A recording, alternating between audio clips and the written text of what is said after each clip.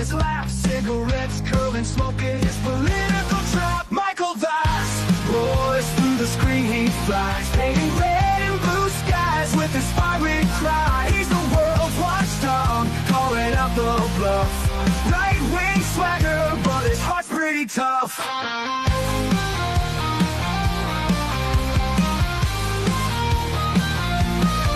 He's a Republican dragon with his truthful slight, fights the battles unseen in the shadows of the night. From policy to passion, he breaks it all down, giving a voice to the voiceless, wearing his crown. Caffeine-fueled mornings, the smoke curls dance, Fluffy at his feet, giving life one more chance. Through algorithms and bias, he cuts straight and clear. Michael's roar echoes in the hemisphere. Michael Vass roars through the screen, he flies, painting red and blue skies with his fiery cry. He's the world's watchdog, calling out the bluff. Right-wing swagger, but his heart's pretty tough.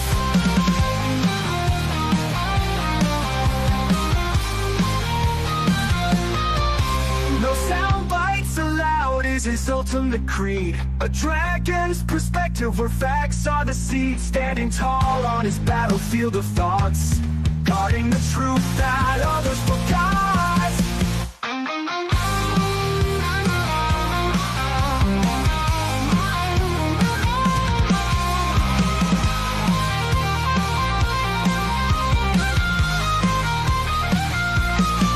Michael Vass roars through the screen, he flies, painting red and blue skies with his fiery cry. He's the world's watchdog, calling out the bluff.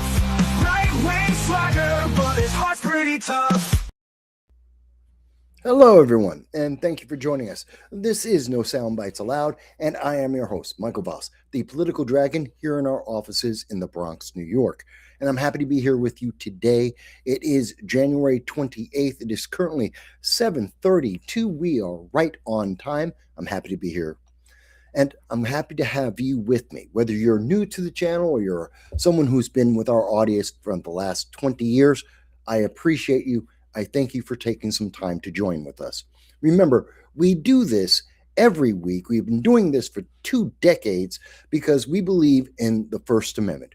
We believe in your right to speak about the issues that matter, and whether your government agrees or not, whether the internet overlords agree or not, we stand up for the First Amendment and to hear your voices from anywhere in the world and anywhere across the United States. Whether you agree with us or not, we want to hear what you have to say. So please do join us in the chat or use a SuperChat. You can use a Rumble rant. That does help the channel, but we want to hear your voice. We want to hear you. So with that said, we're going to jump right in. It's the middle of the week, of course, and there's a lot going on at this moment. So much that's happening. Yes, there's still things that are happening over in Minnesota. We still see the left are doubling down on their activism and trying to prepare themselves for potentially a government shutdown. We have activity in the Middle East over by Iran that really hasn't gotten any attention because everyone's looking at Minnesota, which in and of itself might be a civil war building right there. And we have a few other things happening in the news that you probably didn't notice or weren't emphasized in your region or across the nation, and yet they are critical factors that are affecting us all. We're going to talk about a little bit of all of that, plus anything that's on your mind as well. I am looking at the chat, and you'll be able to respond. We're on Rumble, we're on YouTube, we're on Facebook, X, and a few others as well. So as we get comments, I'll bring them up, and we will discuss them. Even if it isn't a Rumble rant or a super chat, we still will bring that up. And we still want to speak with you. All right. So with all of that said, I want to start off with something that I saw. And I think it's kind of important because with everything that's been happening in Minnesota, we have been consistently being given a diet that isn't correct. There is so much media bias that is going on right now, which is fueling more protests, more violent protests, and is edging the United States closer and closer to a civil war. Now, there's problems on both sides. It is an absolute fact that Kristi Noem, the Trump administration, have done a horrible job of describing these events. We're talking about Renee Nicole Good and her shooting, and also the most recent with Alex Pretti and his shooting. They responded in the worst way possible. Their response did not connect to the video that we saw across all of social media, unedited, did not match the visuals that we could see in any way, shape, or form. Renee Nicole Good was not a domestic terrorist. She was a criminal. She was a criminal protester, absolutely.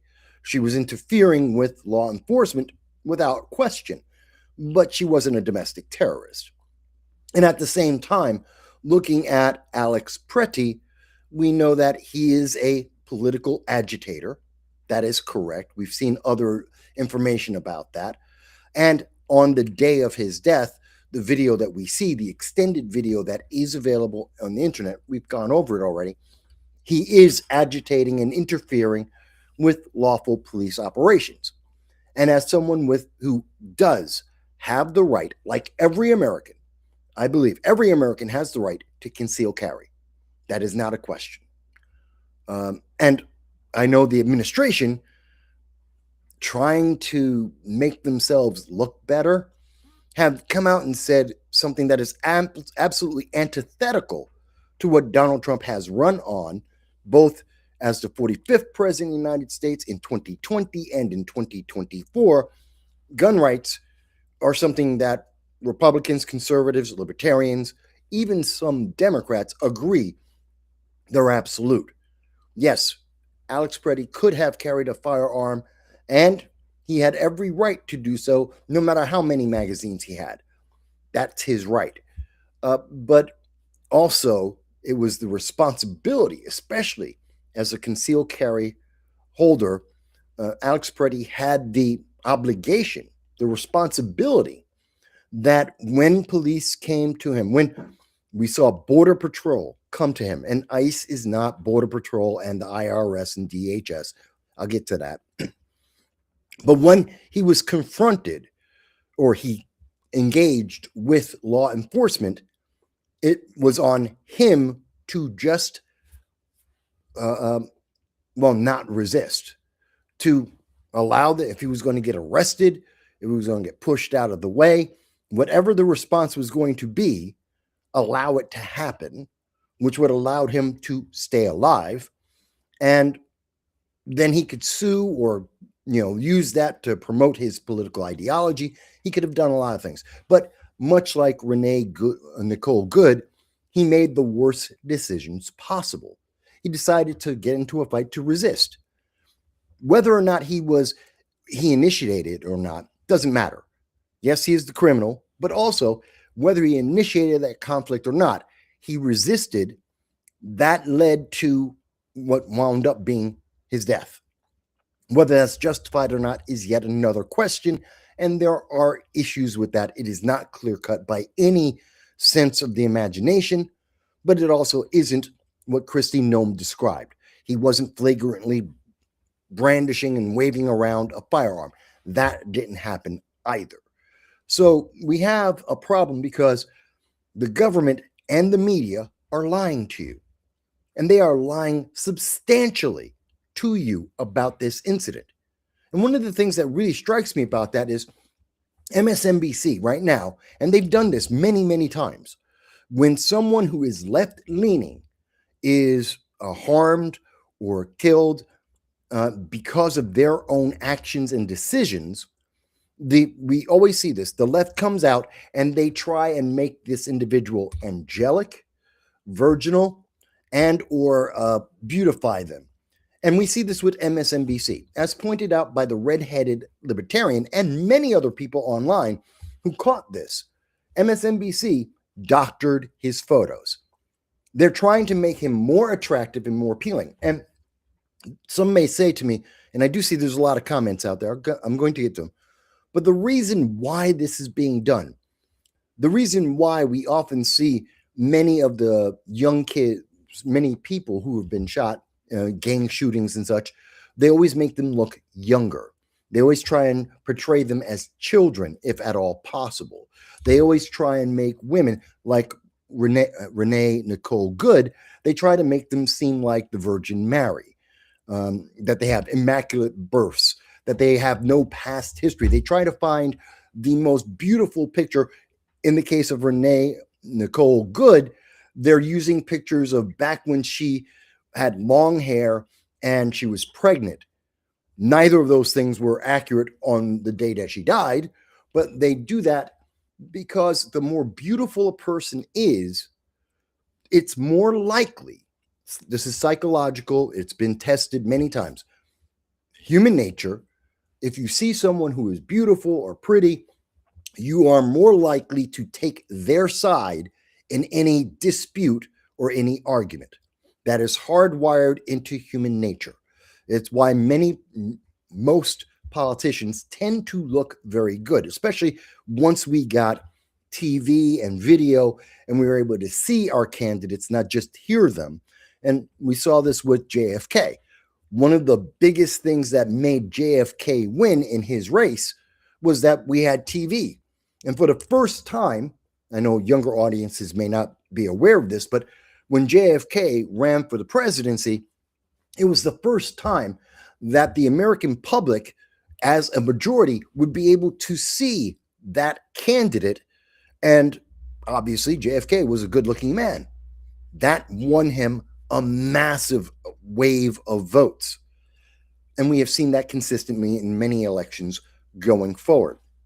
It's not always true, but it is often. It is more than just 50-50. It is a preference. And that's what they're doing here with Alex Pretti. On the left, you can see the image, and I'll even try and blow this up for you. There we go. So on the left, we can see this is what Alex Pretti actually looks like. He's skinny. He's got a long face. Not a really attractive man. His teeth aren't the best. So he's not stunning, and he's very pale. MSNBC, knowing the bias, the psychological bias, to get you to artificially take his side, and therefore the side of the progressive socialist left, more than you might normally do, they changed his face. They changed the way he looks. They made him broader shouldered, made him look like he's more muscular. They gave him a suntan. They fixed his hair a little bit. They fixed his teeth. They changed his nose. They literally lied to you. This is the kind of partisan gamesmanship that we have been talking. We see CBS. Before Tony Ducapoli, he came out. He's the new head of CBS News, and he admitted it. CBS, the mainstream news media, is biased. They have a political agenda, and they are doing things based on scientific evidence and studies. They are trying to bias you, to direct you, so that you only have one choice to vote the way they want you to vote. They are manipulating you emotionally, psychologically. In every issue, they want you to be on their side, whether or not you would normally be there. And I just want you to understand that this is happening. MSNBC, multi-million-dollar company that is on networks, it's network television, it's on cable, and it's all over this country, and they are actively lying to you. They are manipulating you, trying to get you to psychologically agree with Alex Pretti more than you might on your own, more than if you saw his real photo. They want you to identify with him, have compassion and empathy for him, and therefore maybe also with his ideology. And therefore, the ideology gains more strength, more supporters, and that agenda gets more strength. That's sick. That's evil. And they pretend MSNBC, the mainstream news media, because it's not just MSNBC or MS Now, whatever you want to call them, CNN, ABC, CBS, uh, the New York Times, all of them do this. This is a normal, continuous tactic. How many times have we seen that they'll put out an image of a child, of someone, that they give us the image of a child who was involved in a mass shooting, where we're supposed to have sympathy, when it actually turns out the person is 10 years older than the photo they show us and looks nothing like what they are trying to make us think, that this person's a 15-year-old child. No, it's actually a 25-year-old who's a hardened criminal. They do this on a regular basis, and they're doing this, as you can see, side by side, right here when it comes to Alex Pretti. I think that's just insanely deceptive. And I think it's important that you understand that. Again, you don't have to agree with anything that I say, but I want you to understand the bias. Do I have a bias? Of course. I am a Republican. I am a conservative Republican. I have run for elected office for the Congress before. I have run for the county legislature before. I have a bias, absolutely. And I tell you that all the time. I have no reason to hide that. The mainstream media does hide it from you, and they do lie to you about that. And I think it's important for you to understand that, because now you know they're not neutral. They're not just trying to tell you what's happening. They're trying to guide you to where they will benefit, where they and their political ideology will benefit. And that's a problem. That is a problem. And it's unethical. I see a bunch of comments here. I think user has been banned, has been talking up a storm here. He's talking about the interest rates have not changed. I didn't expect it to. Let's see. So user has been banned says Trump should be using Insurrection Act and the NDAA for indefinite detention. Not yet. What we are seeing isn't quite insurrection. It is an uprising. It is violence. It is a riot. And we've been seeing in California, Portland, Seattle. We see that throughout Minnesota, in particular Minneapolis, in New York City, Boston. We are seeing riots, but we aren't seeing insurrection yet. But it is building up towards that. And the more that the news media manipulates these individuals who have put themselves into high-risk situations, making the worst possible decisions, we get closer to that potential of insurrection. And basically, we'll know if we're there or not when these mobs turn on not just Border Patrol, ICE, Department of Homeland Security, IRS, not just federal agencies, but National Guard and or local state troopers and regular police. Then we're there. And that's coming. I believe that is coming. User has been banned goes on to say, let's see, foreign governments and NGOs are funding this. Quite possibly. It would not surprise me. We see the funding for the left is often very much tied to things like the WEF, the WEC, World Economic Forum, often have some funding for this. You've heard the name Soros. George Soros has billions that he has dedicated to these sorts of events, much like George Soros is very much like Iran. He is the major benefactor, the major donor of leftist ideology in the world. And so we often see that, and we see other people like Mark Cuban and other businesses around the world often push this. So I'm not surprised. Let's see here. User goes on to say, these people are part of terror organizations or working with them, knowingly or not. I would say that they are. Antifa absolutely is a terrorist organization. I agree there. The Democratic Socialists of America aren't terrorists. They are a political faction, they're a political party, and they have an extreme ideology of socialism, but that's not terrorism. So we do need to make the difference. Antifa, which has killed American citizens, does promote violent overturn of the government. They are a different problem. So on that one, I would agree with you there. Let's see here. Did you see what James O'Keefe went through? His reporting is just the tip of the iceberg. I didn't see James O'Keefe recently, but I can double check. And again, I'm not saying that you're wrong. CARE isn't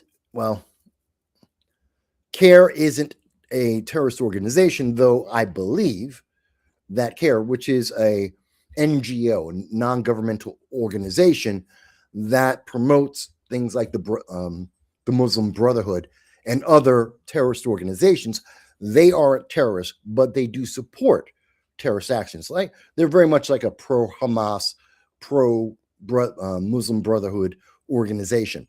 And that is a problem, but they aren't actually terrorists. They support terrorists. So there is that.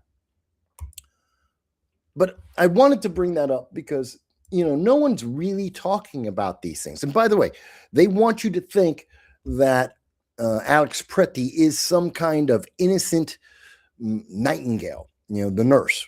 He's like some kind of nightingale, some kind of saintly, innocent doctor or nurse working with veterans. He wouldn't hurt a fly.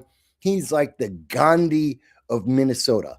That's what the news media wants you to believe. That is what many of the factions that are fighting right now, they want you to believe that. This, we believe, has been confirmed by the BBC, the Guardian out of the UK. I cannot independently verify that this is Alex Pretti. We believe it is. We believe news sources have confirmed this through facial recognition.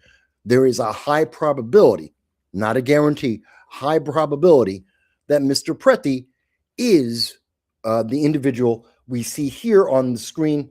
That's the guy in the jacket and the beanie we see right here in the center of the screen. This is from January 13th. This is something that the mainstream media does not want to share with the public. Let's see what he see. Let me show you what happens here. Oh, sound. 13th in Minneapolis, showing a man who appears to be Alex Pretti interacting with federal immigration agents 11 days before Border Patrol shot and killed him. Our footage was analyzed by the BBC, whose facial recognition technology confirmed his identity to a 97% degree of accuracy. Now, let me stop right there, and I stopped there for a reason. We believe, visually, has not been confirmed, but it looks like it is Alex Pretti, dressed in the same manner as Alex Pretti, dressed in what appears to be the same jacket and clothing as we saw of Alex Pretti. In addition to that, we also see that this individual right now, you can see, he is carrying a firearm. We can see that that firearm is in a holster in pretty much the same position as we saw with Mr. Pretti. And it seems to be the same style of P320, 6-hour P320 firearm. Again, I cannot give 100% confirmation on that. Now, what's important about this, and we can, as identified in the video, this seems to have been confirmed by the BBC. I cannot independently confirm that. The mainstream news media will not review this video. They have not addressed this video. They are downplaying it. But from what we can tell, this is the same individual. He's not an angel. He's not a saint. You may like, some people watching this channel, probably hate watching, may like that Alex Pretti is here and they are he's trying to engage with and antagonize and try and physically confront the, I believe these are ICE agents, not Border Patrol. But that's not the way you're supposed to deal with them. assault, kicking their vehicle, damaging the vehicle, trying to engage with them physically, to intimidate them or to terrorize them. That's not the way we are supposed to get things done. But he's doing that because he thinks, much like Renee Nicole Good, that because he's on the right side of history, in his opinion, well, then it doesn't matter if he's on the wrong side of the grave. He has no fear of retribution. He has no fear of any consequences because he has been told by other supporters like himself, his echo chamber, have told him he's on the right side of history. And we have a governor, Tim Walz, who is actively saying, no, you're all in the right, and local police will not stop this. State police, up until this week, have not been deployed. National Guard have not been deployed. So the riots have been allowed by the governor, by the mayor, by the leadership, Democratic leadership of Minnesota and Minneapolis. They have basically encouraged this kind of behavior. Now, in this case, and I'll play a little bit more of the video, in this case, it results in nothing.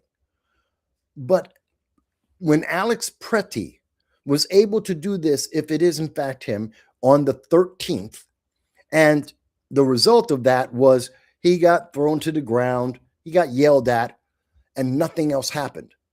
Local police did not arrest him for breaking the law. He broke property. He engaged with federal agents in their lawful job. Whether you like that law or not is immaterial.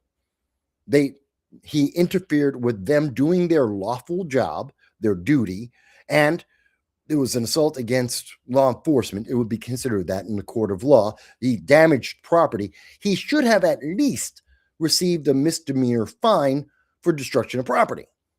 At the very least, he should have gotten that. But he received no negative consequences. And that's what leads to him dying, because he thinks there's going to be no consequence. There was no consequence when he did it the last time, so he has no reason to fear what he's doing. He knows he's breaking the law. He knows that he is goading law enforcement to engage with him. He's been engaged with them before. He thinks there can be no negative consequence because he's on the right side of history, which winds up, he rolled the dice one times too many, and he wound up on the wrong side of the grave. There are many people who do not like hearing that. That doesn't change that it's true. Just because you don't like the truth doesn't mean it isn't true. And there is no, well, that's your truth or mine. That is the truth. There is only one truth, and we all have to live with it. Whether we like that truth or not, that is the truth. Again, I'm not telling you that Alex Pretti deserved to die. I'm not saying that. I am saying that he was complicit and culpable in his own death. And I'm showing you the circumstances that got him there. And I am showing you the evidence of how the news media are manipulating you to ignore pre-existing evidence, to ignore the circumstances at the time of his death, so that you will empathetically go and give the news media's political agenda more power, because that's all they care about. They don't care about the truth. They don't care about being ethically correct. They care about getting their agenda, more power, more money. And these are the ways they get that. Now, again, I said I'd let it play a little. On the morning of January 13th, our team received a tip that federal agents were blocking a street at the corner of East 36 and Park Avenue in Minneapolis. We arrived around 10:15 a.m.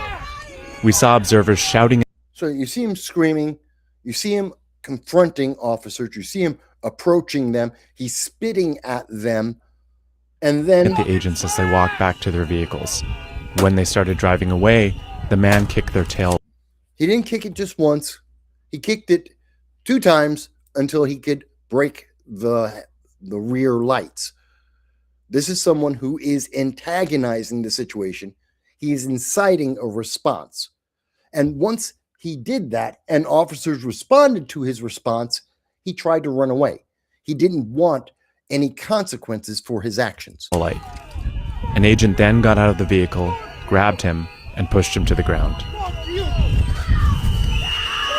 Yeah, he's trying to resist. He's trying to escape from the consequences of his own actions. Again, you don't have to like it. Excuse me. You don't have to like this. You don't have to like mass deportations, but that is what is happening. And I just want you to understand that, because the mainstream media does not want you to think about any of that. They don't want you to consider any of that. And I think that is important. And I think these are important things. Again, if you think I am wrong, fantastic. But if you're going to tell me, but Mike, that law, in the immigration laws in America, they're not great, then change them. And the way we change them is not by trying to intimidate law enforcement doing their job. It's not by telling people that they're racist or sexist or Nazi or something like that. That isn't the way we change laws.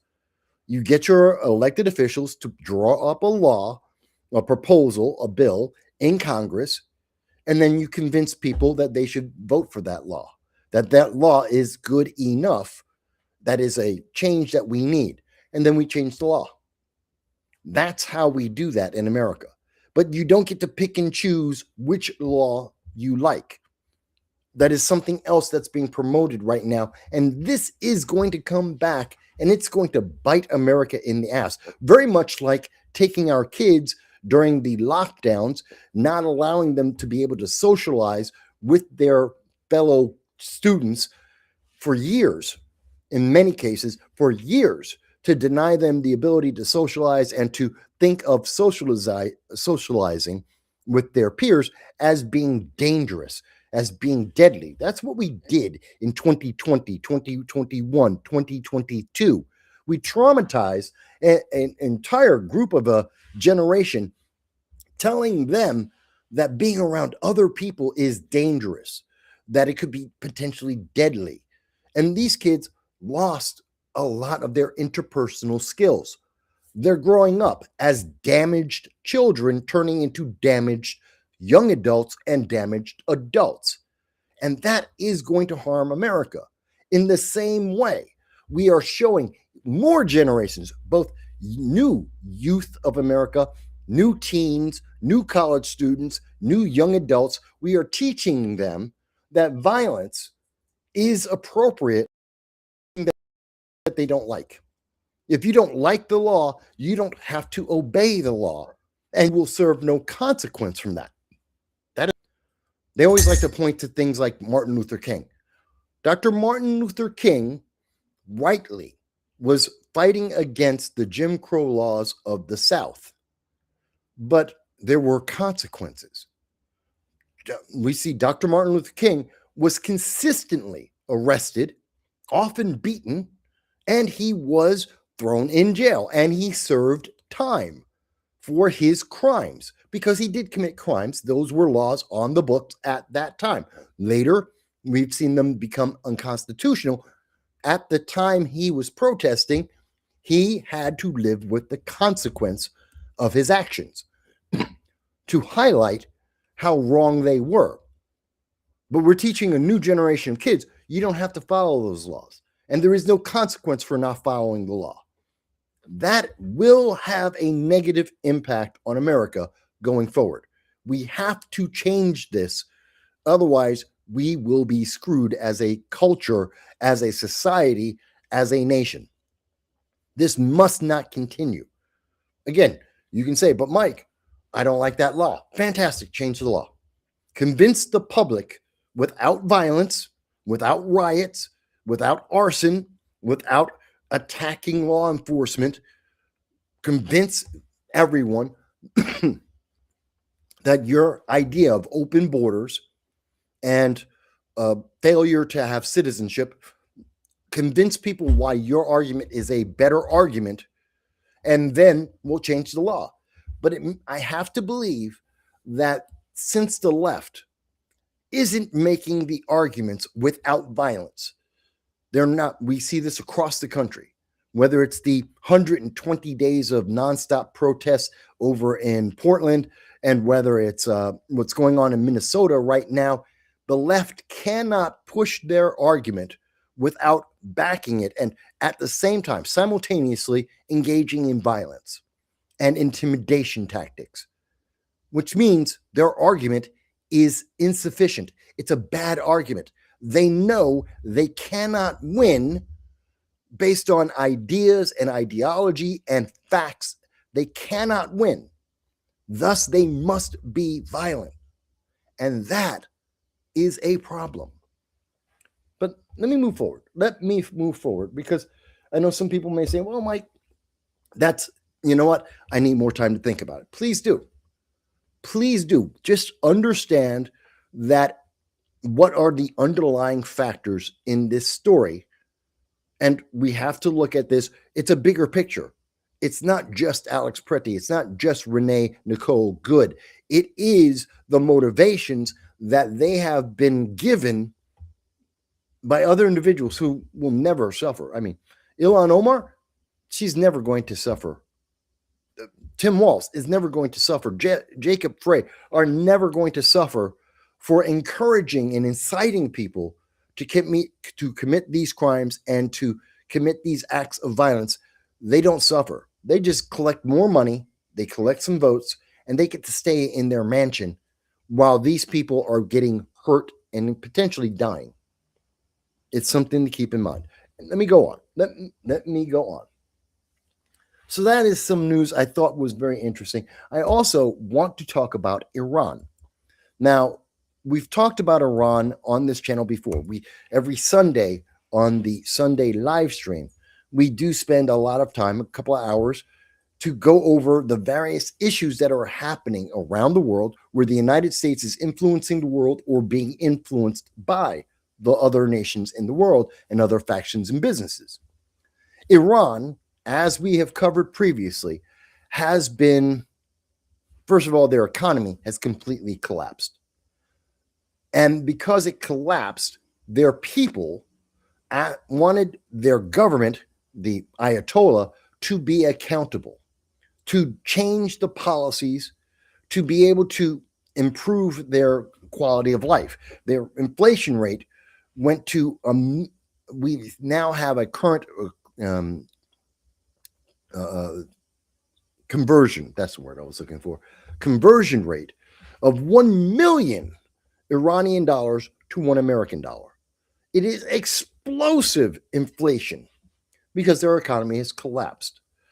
So the people are rightly upset with their leaders that allowed this to happen. It was the mismanagement of the Iranian government in terms of their economy that led to insane inflation that is causing many Iranians to starve.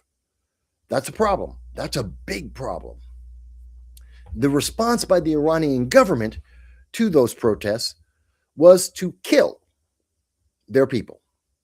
And from what we understand at this time, while most news media will say there is conservatively at least 5,000 people that have been killed by the Iranian government, and another 44,000 people who were potentially arrested that may be beaten and or killed because they were protesting, simply saying, you got to fix the economy. Inflation is too high. I can't feed my family. I can't afford anything.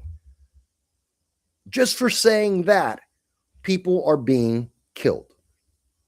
And that's terrifying. Now, because people are being killed by Iran, their own government, the people are now asking for, and they're not doing what Americans are doing. You're not seeing them going out and they're not burning down their own cities. They're not going out and trying to burn down the federal government buildings. They are protesting. And the protest can be as simple as people are coming out at 8 p.m. at night and they are on their balcony and they are calling for the Shah of Iran, the former leader of Iran, to be back in power. They want to see the government overthrown. Now, most people will say at this point, I know someone in the audience will say, but Mike, that ended 2 weeks ago.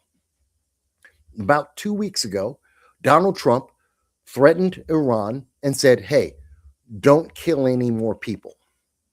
And by the way, while most media will say it was 5,000 people, we know that the Iranian government said it's at least 3,000 people.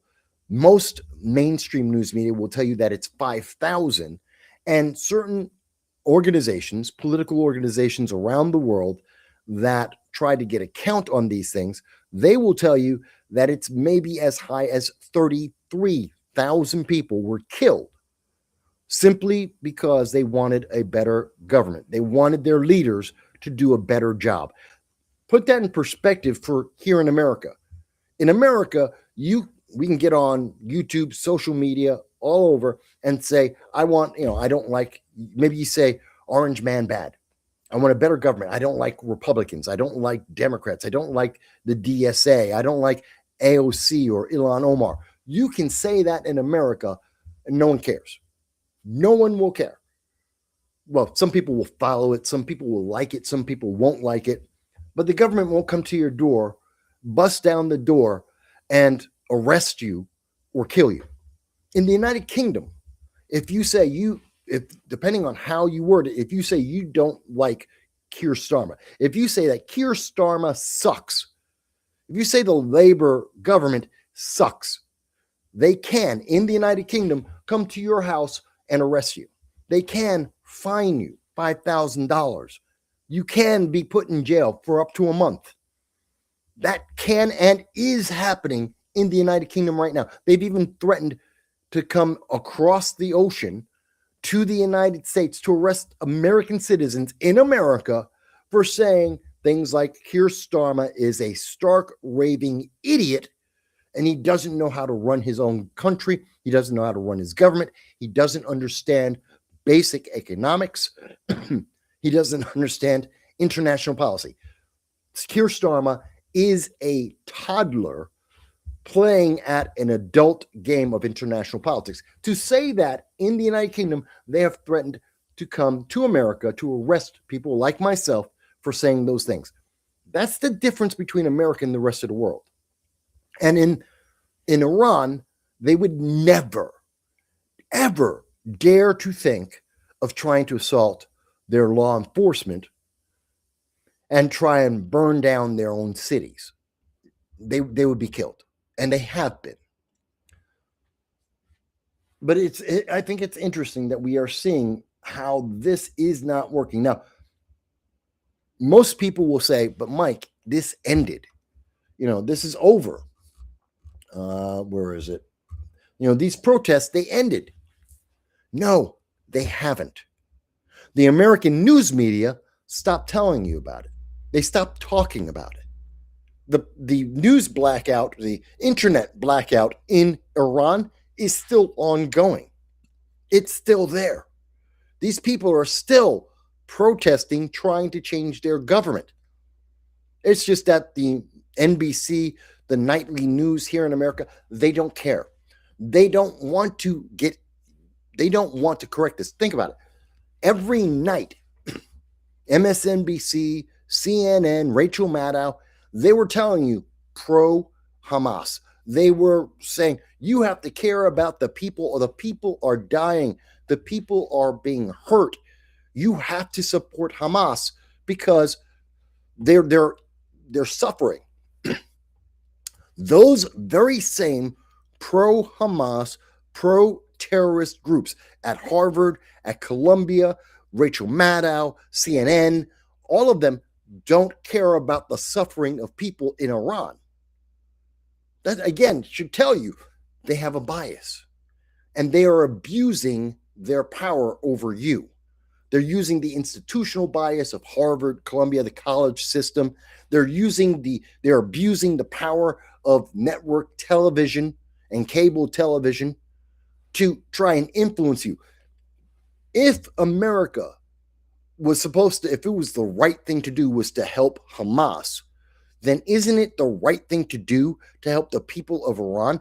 Hamas is an international terrorist organization. They did kill innocent American civilians and then took 22 Americans on top of that, took 22 American citizens.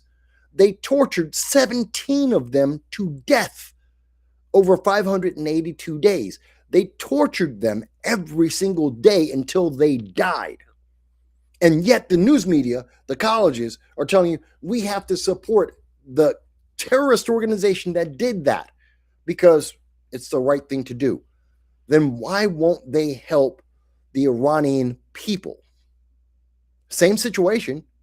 In fact, it's a bigger problem in Iran than in Hamas. It's a bigger problem that's happening in Iran right now than Gaza. Absolutely. By a magnitude of about 10 times. And yet those same people who said we have to do this because it's humanitarian are saying right now that the United States can't go and help Iran. They're saying that Orange Man bad. Donald Trump is evil for threatening Iran to stop killing its own people. So they want the Iranian people to die. I want that to be clear. And I don't know if that is. Right now, the very same people that told you you had to support the terrorist organization Hamas that killed innocent civilian Americans amongst people from 250 people from over 100 different countries in the world, they are the same people, those very same people are telling you, no, but the Iranians, it's okay if they die. So where is their humanity? I mean, if they are trying to help people, why aren't they being consistent? I mean, these are the same people that said, oh, no, we have to give Afghanistan back to the Taliban, and the Taliban promised they're going to take care of women. They're going to be nice this time. And since the time that we have seen under the Biden administration, when he ran away, he gave back Afghanistan to the Taliban, another terrorist organization. And the Taliban immediately and has consistently beat down women, killed women, poisoned schoolgirls. This is a fact, happened in 2022 and in 2023. They poisoned schoolgirls because they were learning how to read and how to write. And the left, the same ones that said, well, we have to give the country back. The same ones that said we have to support Hamas. The same ones that said it's because the people are suffering don't care about the women in Afghanistan. They don't care about the people in Iran. And they're saying that Donald Trump, who right now, as I was showing you the article, right now he is threatening Iran with physical, with bombing infrastructure of the government, not civilians, not civilian cities, but the government, the Ayatollah and his infrastructure, the IRGC, the leading group of terrorism in the world. He's threatening them if they don't stop killing the innocent people of Iran. And the left says, well, that's just evil, that's bad, that's Orange Man bad. Isn't that what they asked Joe Biden to do in Gaza?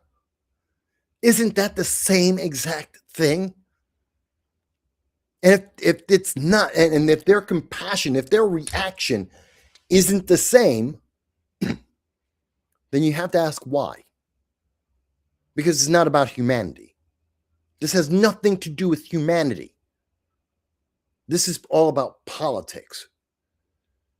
And I know people will say, but I never thought about it that way. And the mainstream news media isn't saying it that way because they have an agenda.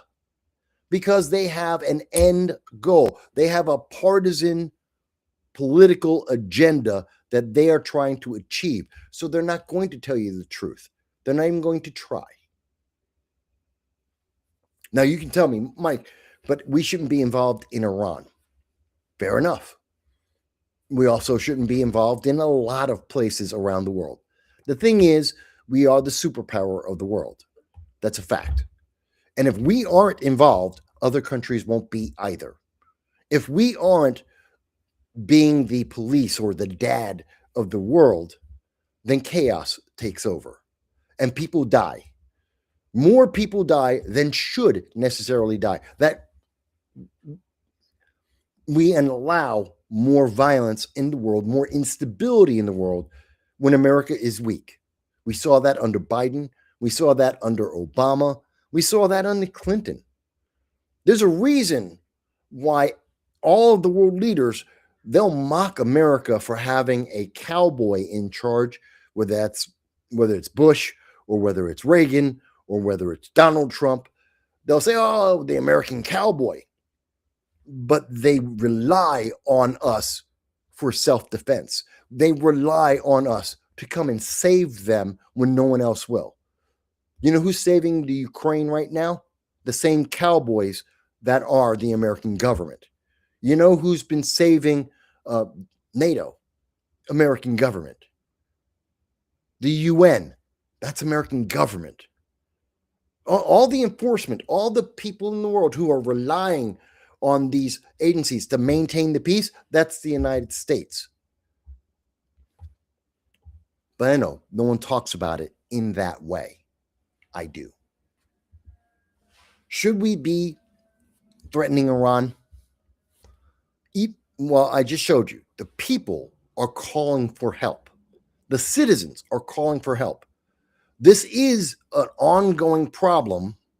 And Donald Trump, without any fanfare, without the news media helping, is trying to do something. He has been having negotiations with Iran. He has been threatening Iran and not threatening them out of the blue. Most people probably look at this and they're saying, well, why is Donald Trump trying to pick a fight with Iran out of the blue? I know I talk to friends and family and they go, but I don't understand why he's talking about Iran. He's trying to save people's lives. And no other country can do it. No other country can do it. No one cares what Keir Starmer is going to say. They've tried. It failed. No one cares what Emmanuel Macron of France, what he says. No one cares. He's tried. No one cares what Carney out of Canada, the Prime Minister of Canada, no one cares what he says. They've tried. But when America says it, when Donald Trump says it, then people care and they react and they back down. That's why this is happening. And the news media is keeping you in the dark. They don't tell you, why is Donald Trump doing this? You're not seeing this story on nightly news on NBC. You're not hearing about this in the Wall Street Journal. They don't want to talk about this. They want you to think, again, this is manipulation. They want you to think that Donald Trump is out of his mind and just doing things randomly, and he's trying to get America into World War III. When in fact, Donald Trump is trying to save people's lives, just like the left said it's a humanitarian thing to do. We have to help those people's lives. When they were saying that about Hamas, the news media was all over it. Donald Trump is saying that about Iran, and the news media has nothing to say and doesn't talk about the story. And they say instead that Donald Trump is being an authoritarian for doing the same thing that the left was doing just 2 years ago. Just 2 years ago. No one's ever talked to you about this like that, did they? Again, you don't have to agree with me. Just because I'm black, just because I'm Hispanic, just because I'm older and have a bunch of experience, even though I've been doing this for 2 decades, political commentary, that doesn't mean I'm right. But I do want you to think about it. And I want you to understand, when you bring this up to your friends on Blue Sky, when you go and talk to and send messages over to CBS or NBC, the mainstream news media, and ask them, why won't you talk about this? They'll either tell you, we're not going to respond, or they will tell you, oh, you're a racist. That's their answer. That's the left. The answer is, you're a racist. You shouldn't be thinking about this. You have to wait until someone in the political parties above you make a decision and tell you what you're supposed to think, tell you how you're supposed to feel. They're going to say, oh, well, it's Donald Trump. He's an orange man bad. He's an authoritarian. But he's doing the same thing that the left asked us to do just 2 years ago. How's it authoritarian? He's being humanitarian. There's another aspect of this that I don't think most people have really thought about. And I will address that because you'll see here. This is what ABC has to say. Now, mind you, again, Donald Trump, we know for a fact, we've been hearing from international sources, internationally credible sources, the same people who are giving us the body counts in Gaza, those same exact groups, the same leftist organizations around the world are telling us that the people in Iran, at least 5,000, it is probable that up to 33,000 Iranians have been killed by their government. At least 44,000 have been thrown in jail just for complaining about the Iranian government having a failed economic policy. And Donald Trump is trying to save those people. And those people are calling for the United States to give them help. We know this for a fact. We have seen this. And instead, ABC is going to tell you, Trump says massive armada heading to Iran, warns time is running out for a nuclear deal. What about the ongoing protests in Iran? What about the people being killed in Iran that Donald Trump has said and continues to say we have to help? That he has demanded that the Ayatollah prevent anyone else from dying. And we don't know. Last we heard, the last thing that was reported on this was about a week ago when Donald Trump said, if the Ayatollah continues to kill Iranian citizens merely because they said the economy sucks, that the United States would get involved. And as far as we knew, they stopped. There were 800 people that were supposed to die the day after Donald Trump said that, and they didn't. We don't know if that's still the case, but they didn't. Now, the news media wants to believe that that solved it. It's all over. It's not. And so Donald Trump is now saying, you know what? You're going to have to stop. This is too much. We want you to stop with the terrorism. We want you to stop trying to keep building nukes. We want you to stop killing your own people. How much more humanitarian can you get? These are all issues that save lives in Iran and around the world. It reduces the threat to everyone in the world. And he's willing to make a deal on it. Whether that's money, trade, embargoes, removing some of the sanctions. He's willing to work on this, not violently, but to make a deal. And Iran is fighting against it, just like they fought against the Hamas peace deal.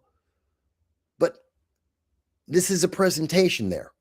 And Donald Trump has brought an aircraft carrier group, possibly will be sending a second one, has sent one into the Indian Ocean so that they can so that's pressure on Iran to make them try to save their own people, to make them less of a danger in the world. But ABC won't tell you that. ABC has a bias. ABC believes in orange man bad. They want you to vote Democrat. They want you to think that, of course, MAGA, Republicans, Donald Trump, they're evil. And they're going to pump that up. They're not going to tell you that any of this is humanitarian. They won't tell you that this has a root cause in humanitarianism. The same thing that the left demands when they like it, when it's their people being saved, when they're supporting terrorists like Hamas, then they're like, oh, it's humanitarian, you've got to do it. But now because it's Donald Trump, nope, they just want the Iranians to die. I don't understand the left. They are so eager to they want the dictator of Venezuela, put him back in power. But he's going to kill people. He's a dictator. And the left even says he's a dictator. And they're like, no, that's okay. Just put him back in power. You're out of your mind. It's insane to me. It just doesn't make sense. But yeah, Trump says that nuclear armada. Let me go into this. Let me show you what they're saying here. President Donald Trump on Wednesday said a massive armada was heading towards Iran and warned Tehran, the capital of Iran, to make a nuclear deal or the next attack will be far worse. That isn't the only thing he's talking about. It's also about the people who are protesting and the fact that the Iranian government has killed, depending on which credible source you're looking at, somewhere between 5,000 and 33,000 of their people. This is what authoritarianism looks like, folks. This is what happens when a repressive government goes and silences its people. It's not like what you're seeing in Minnesota. It's not like the argument the left makes about in the United States that, oh, they get arrested. No, in a truly dictatorial country, an authoritarian country, people disappear, not get deported back to their home. They disappear and then they die, like the Uyghurs in China, like what we're seeing in Iran. They just get killed. But, that's just actually pointing out the facts. But let's go on. So Donald Trump goes, a massive armada is heading to Iran. It is moving quickly with great power, enthusiasm, and purpose. It's a larger fleet headed by the great aircraft carrier Abraham Lincoln. It is a larger aircraft group than that one sent to Venezuela. And like with Venezuela, it is ready, willing, and able to rapidly fulfill its missiles with speed and violence if necessary. Hopefully, Iran will quickly come to the table. No nuclear weapons. Time is running out. This is humanitarian. But ABC News will not talk about the people who are suffering. ABC News will not tell you that Iran is killing its own people and arresting its own people in the tens of thousands. They won't tell you that, because then you might agree with Donald Trump. You might agree with the Trump administration. You might agree, especially if you are one of these leftists who are saying it's about the people, it's about humanitarianism and humanitarian aid. You might have to agree with Orange Man Bad. You might have to agree with the Trump administration. You might have to stand beside MAGA and Republicans and say, stop killing the Iranian people. And ABC News, NBC, the mainstream media, with their political ideology, do not ever want you to consider that. They don't want you to even know that's an option. Think about that. Who's the real bad guy here? It's Trump? Trump's being the bad guy? Or is Iran being the bad guy?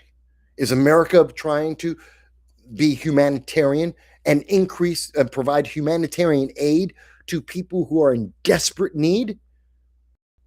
You can say, oh, but Donald Trump, he's not a good guy. Okay, I'm not telling you that he's a good guy. I'm not telling you have to love Donald Trump. I'm not telling you should join the Republican Party or that you should be MAGA.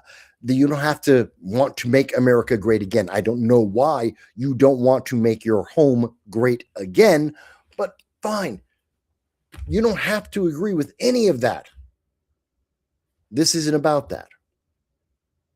This is about saving lives that are desperately asking America directly. They are asking America, the American people, they are asking Donald Trump, Republicans, Democrats, the very same left that was screaming up and down for years, literally, about trying to help the terrorists in Hamas.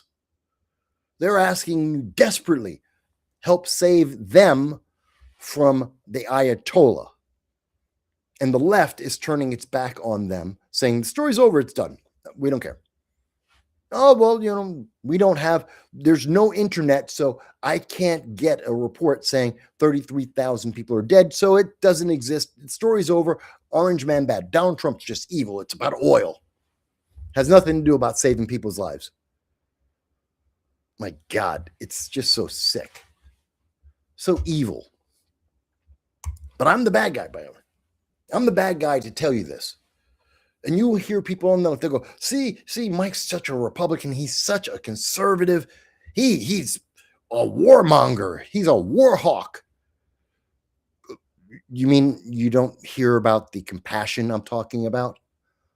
Not only for the Iranian people, but for the world.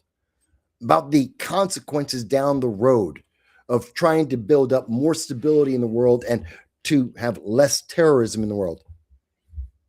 That doesn't count? Oh, no, it's just because of politics. I'm telling you, you don't have to vote for Donald Trump. I'm not asking you to become a Republican. I'm not asking you to join MAGA. I'm not asking for any of that. I'm asking you to think about it and just to understand what is the full consequence of what is happening right now and look at the duplicity of the left, how they pick and choose who they want to save and when they want to save them. And if you use the very same criteria that the left has already used to say, well, we have to save these people, and in using that same criteria that says we got to help Hamas, I can use that and say, why aren't we helping the people in the Sudan? Why aren't we helping the people in Iran? Why aren't we helping the women in Afghanistan? Based on the same criteria, the same reasoning, the same purpose as what the left said about Hamas. What's different? What's the difference? I asked that of everyone on the left. Well, you're a Republican. That doesn't make a difference. That doesn't change anything I've just said. That doesn't change the criteria that the left has used. And I'm now saying, under those very same rules, why not these other places? Why won't you support Donald Trump, the United States government, going in to help these other people who have even greater need than the need you said the entire American government had to put the full weight of American power behind Hamas? There's even greater need. And now you're saying, well, it's orange man bad. We have to let those people die. Does that make sense to anyone? You don't have to become a Republican. You don't got to vote Republican. You don't have to like Donald Trump. Does that make sense to you? I don't think it does. I do not think it makes any sense whatsoever. And as a result of that, I believe, and you guys can tell me, you can get on and do a super chat, a Rumble rant. You can be like, user has been banned. Just get into the chat and just say and tell me what you think.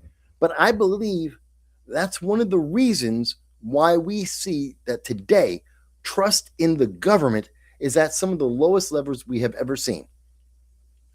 This is up until December of 2025.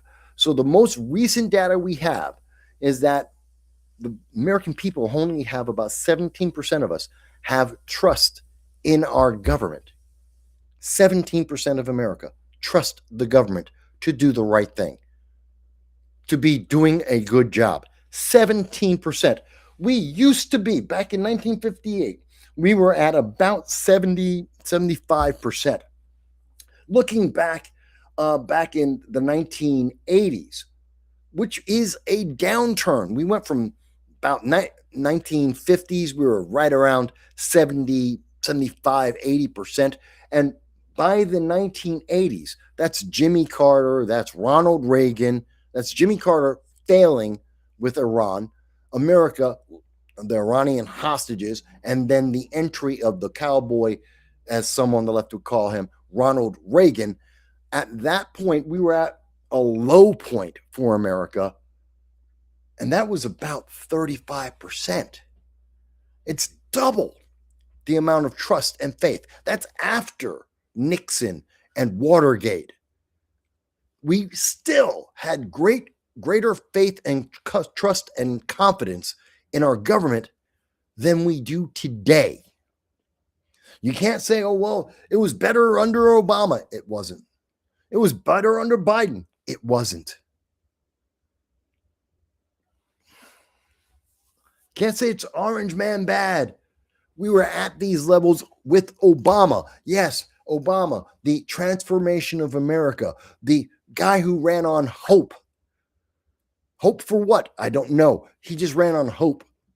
He didn't fulfill any of his promises. He didn't fulfill that hope, but he went to transform America into what? Apparently socialism. He just didn't tell you about that. And he had just as low a level of trust as we see with Biden, as we see with Trump. That's a problem. And I think it's in part because we are seeing that the left is trying to pick and choose what they've become so partisan that they will let people die. They're so partisan that they will put dictators back into Venezuela. According to the left, if the left had the power, if AOC, Ilhan Omar, if Chuck Schumer had the power to do so, they would send Maduro back into Venezuela just to spite Republicans, just to spite Orange Man Bad Donald Trump. That's sick. You don't have to like what I'm saying, but I don't think anyone can refute what I am saying. Listen to what they've said. We have literally seen Democrat after Democrat running for Congress, in Congress right now, and they have gone and spent tens of thousands, if not hundreds of thousands of taxpayer dollars to take illegal aliens, known gang members, criminals, and bring them into America and keep them in America. We've seen Cory Booker, literally, Cory Booker in 2019 went across the American border. He went down to Texas, went across a bridge into Mexico, found a small caravan of illegal aliens, and walked them in to America. A crime. And Cory Booker said that made him qualified to be president of the United States. In 2028, he's going to run again and say he's qualified to be the president of the United States because he will walk into Mexico, grab a group of illegal aliens that he knows nothing about, that have no vetting. We don't know if he got a bunch of MS-13 members, could have been Tren Agua, could have been members of God knows how many different cartels, could have been terrorists from other countries in the world. He just went and grabbed a bunch of them with cameras on him and walked them into America. We don't know if they abused their wives. We don't know if they had vaccinations, if they were healthy, if they were sick. We knew nothing about them. We didn't know if they were mentally sound. He didn't care, and brought them into America and released them, breaking all the laws. How can we trust? How can we trust these people? All right. And see, that's why I think, and we can see here, and this is from Predicted. And what Predicted is saying, and I agree with this, and I said this on my Sunday live stream 2 weeks ago, definitely this week that just passed, and I said, I think the government's going to shut down. I think that the very same leftists that are happy to have a dictator in Venezuela, the very same leftists that are okay with tens of thousands of Iranians dying, the very same leftists that support the terrorism of Hamas that killed innocent American citizens by torturing them for 582 days, those very same leftists are now going to use what's happening in Minnesota, and they are going to shut down the government. I got to ask you guys, are you willing to shut down the government because of mass deportations? Everyone voted for this.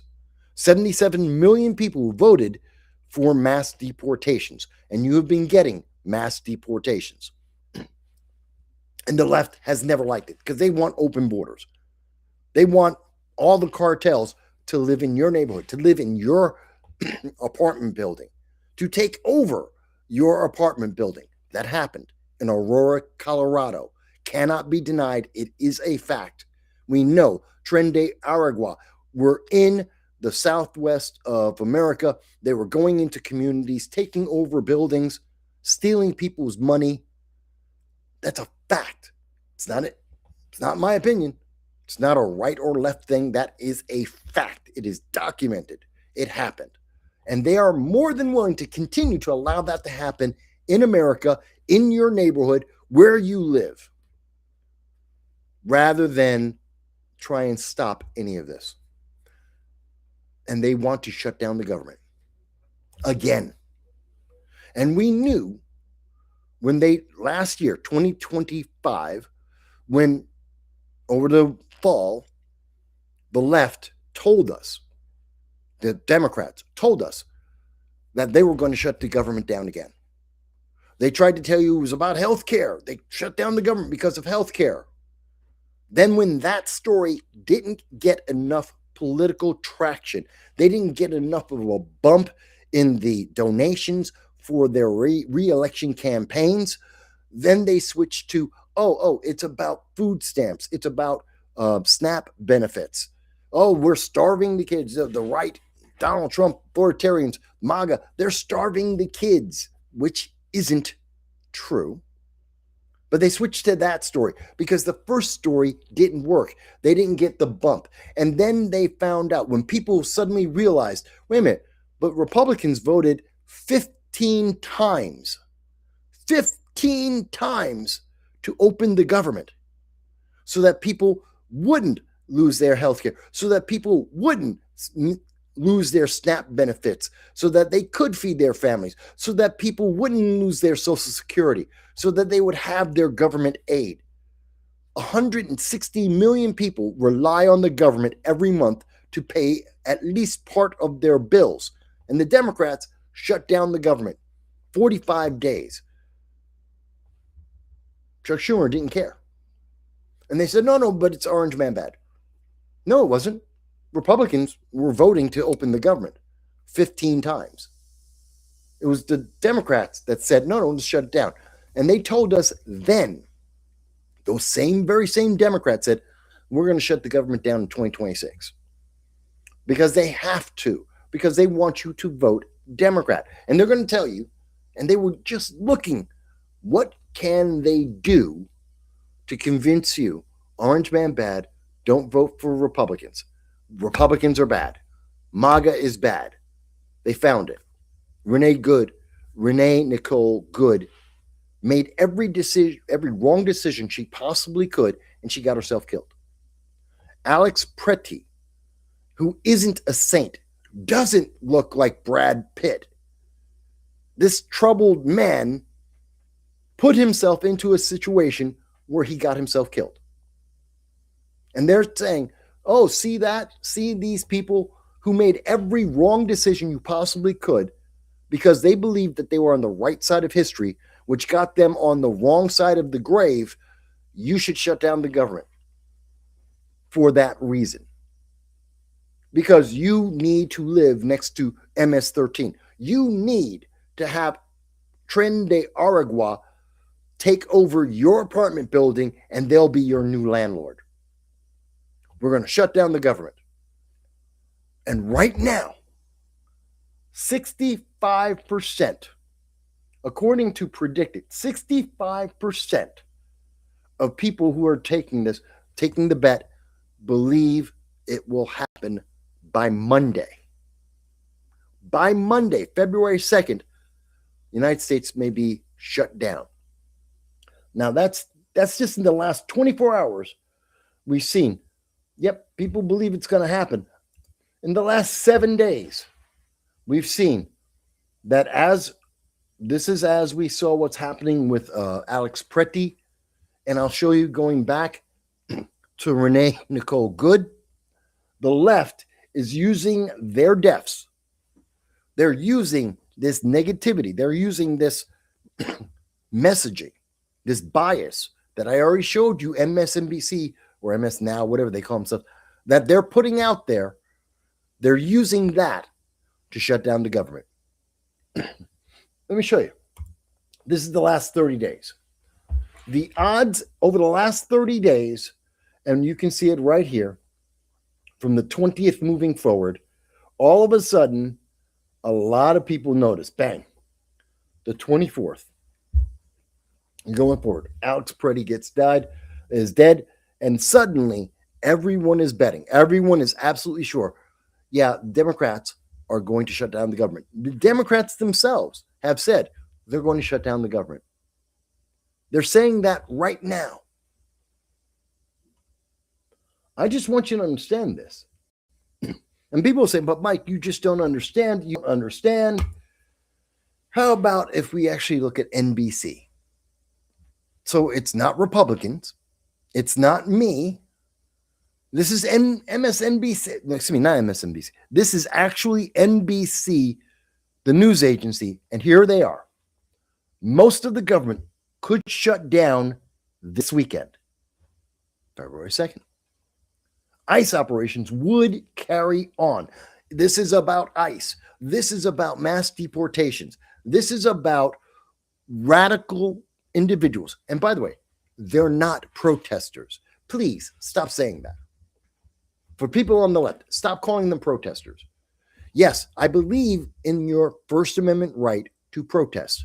And if you are standing on the side of the road, if you have a sign and you're screaming, you can be in your car following the police, screaming all you want. You can have signs over at the federal buildings all day long. That is your right as an American citizen. Unlike in Iran, as an American citizen, you can do all of that.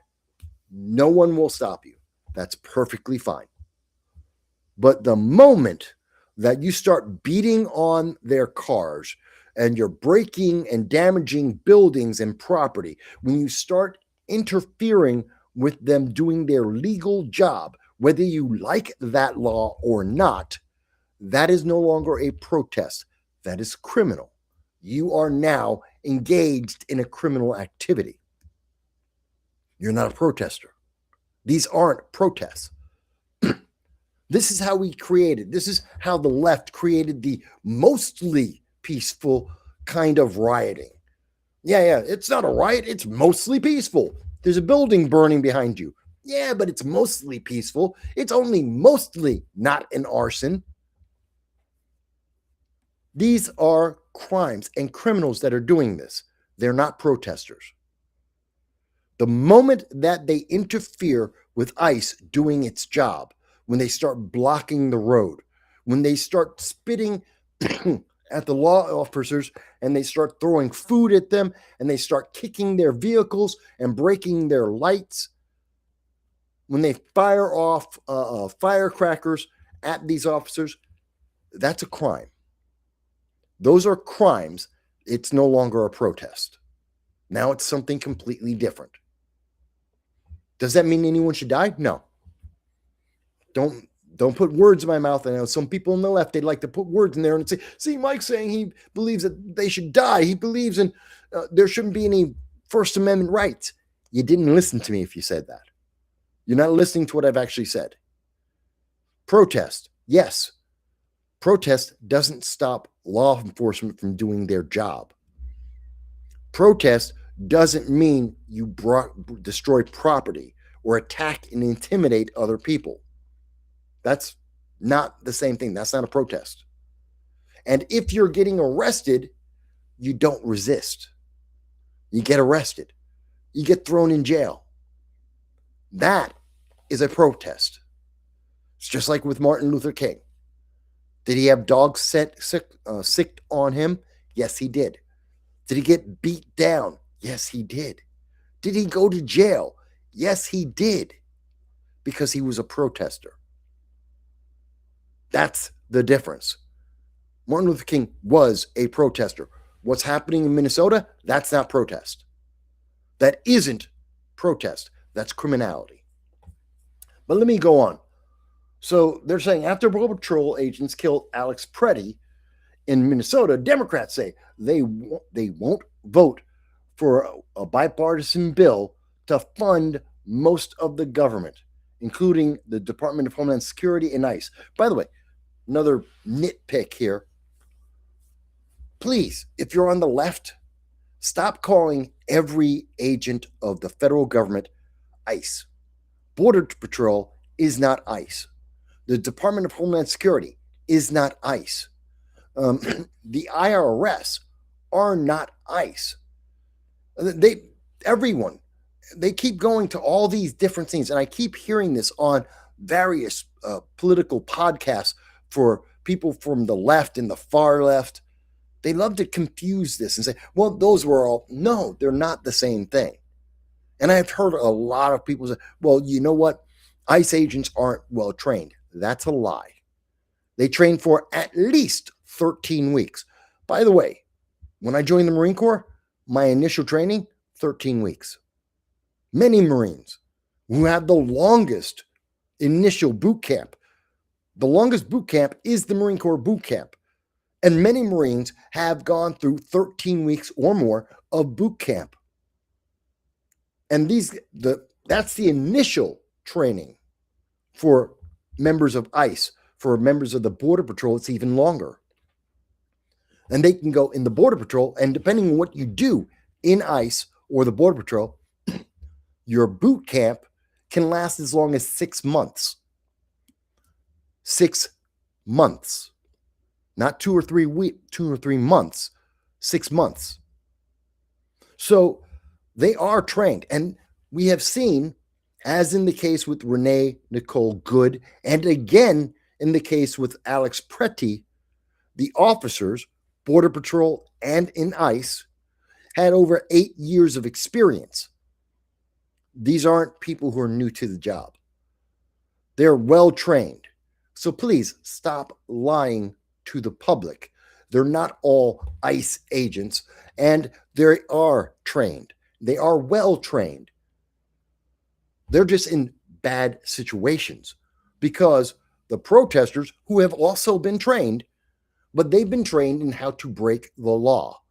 They have been trained how to intimidate and impede with officers to try and catch them so that they've got the perfect 15-second video that they can repeat out there and send it out to the public and go, look, see how evil this was? See how this officer, see what he did? Yeah, show me the 2 minutes before that. Show me the 2 minutes before that video that you want to go viral. Show me the 2 minutes before. Oh, they never do that. They never have that extra 2 minutes. They only show you the highly edited clip, 15 seconds, so you don't have any context. Because if you saw more, you would realize, oh, it's the left that's antagonizing and breaking the law that caused this problem. Excuse me. But it's the bad guys, the left. It's always the right. We're all the bad guys, apparently. So the thing that's being said here, now I want to get to, where is the comment? I believe, I thought they had a quote here. There it is. Senate Minority Leader Chuck Schumer, who is a Democrat from New York State, sadly he is my senator, said in a statement Monday that Democrats are willing to pass the 5 other appropriation bills if they are separated. The DHS funding bill. Why? He's willing to crash the government, to do something that, by the way, when Republicans asked the Democrats to split the funding of the United States government, split up the funding bill, and to vote on each part, each section of the bill separately, Democrats said no. Said you're incredible, you're insane, you're just trying to play a gimmick, it's a game, you can't do that. Now that it's on the rules are on the other foot, and it is established, clearly established policy, the left would never let the right do this. The Democrats would never let and allow for Republicans to split it up. They would never do that. You can't do it. Oh, but now they're saying, okay, do something that we've told you can't do, because that would be good for Chuck Schumer. That would be good for Democrats to get reelected. They want to defund the police again. And we've already seen defunding the police did not work. We've already been through this game. We've already played this game. Now they're saying, oh, well, we just want to defund DHS. DHS are the police, law enforcement. And we've already done this game. And across this nation, everywhere where they did defund the police, crime increased. Violent crime increased everywhere that they did this. It has never been in the benefit or to the benefit of the public. This doesn't work. It's good for politics. A lot of Democrats got elected from defund the police. A lot of Democrats got reelected. A lot of Democratic campaigns got a ton of money. A bunch of the far left groups got a lot of donations, like BLM. They got $90 million. By the way, they didn't spend any of that money on helping black people. They did. The founder of BLM, they got 6 mansions. Their family got cushy fake jobs like security, and they got paid $1 million a year to do security. They've never worked in security in their life. Don't believe me? Look it up. These are factual numbers. It's already been covered by all of the major news media. It is a fact that they wasted $90 million. Your money that you gave to them in goodwill, because the left doesn't care. They just want power. They want money and they want power. They're going to shut down the government. Do you want to starve because the left wants to break the law? Do you want to starve because because Democrats want MS-13 in your neighborhood? Do you want to starve your kids so that Tren de Aragua, the cartel that is known for its sex slaving, they want to come into your neighborhood, take over your home, and they want to use it to sell women and children for sexual slavery? And the Democrats are saying, yes, you can't stop that. That must be allowed in America. Do you want to starve for that? I do not. I would never support Democrats shutting down the government for that. And that's what is happening right now. They're going to say, Renee Good, she's a mom. Look, she's pregnant. No, she isn't. That was a lie. She didn't look anything like that at the time of her death. That's just emotional manipulation. Oh, but what about Alex Pretti? Did you see how his teeth were so nice and he's, been in the gym? No, that was a lie. That's an edited video. Didn't look anything like that at all. And he wasn't a nice person either. Didn't mean he had to die. He could have just not resisted, could have got arrested, and that'd be it. He'd have a video. It would go viral with the left. It'd be the biggest thing on Blue Sky, and he'd be alive. All he had to do, don't resist. Just lay down on the ground. Let them put handcuffs on him. He'd have been able to he'd be able to do a GoFundMe, and he'd have gotten, tens of thousands of dollars from people on Blue Sky. He'd be alive, and he'd have a record for being arrested, and he wouldn't care. Let me stop for a moment and take some comments here, because, again, if you guys don't agree with me, that's okay. I'd like to hear why. So I see a comment here, and let me put this up for you guys. So Joel says, we are headed towards another Schumer shutdown. I agree. The betting odds out there agree. They're roughly at about 70 to 77% sure that by February 2nd, we will see the government shut down. And the reason they're doing it is to defund the police and to allow cartels, drug dealers, sexual slavers in our country. That's why they are doing it. It isn't about Alex Pretti. It isn't about Renee Nicole Good. It is about letting cartels, gangs, criminals, and I mean violent criminals, to live in America and destroy the infrastructure of some of our largest cities. And we heard that from Eric Adams. We heard that from Brandon Johnson. We heard that from Michelle Wu in Boston. They already said these illegal aliens are breaking our infrastructure. We cannot afford them. And many of them are violent criminals. Many of them are connected to cartels and various violent gangs. They break our laws, and they are going to shut down the government for that. They're being honest. They're just getting the news media to cover it up and make it look good. They're trying to lie to you. Let me go on. So, user has been banned says, yeah, them using bullhorns in someone's ear should be a crime. That is a crime, actually. If I'm shouting if I'm right in front of your face and I'm shouting with my bullhorn into your ear, that is potentially physical damage. And depends on the state and the way the state law is written, that can be a crime in many states. I believe it's a misdemeanor. Even in New York State, as I recall, it's a misdemeanor of the second degree, but it is a crime. Let's see.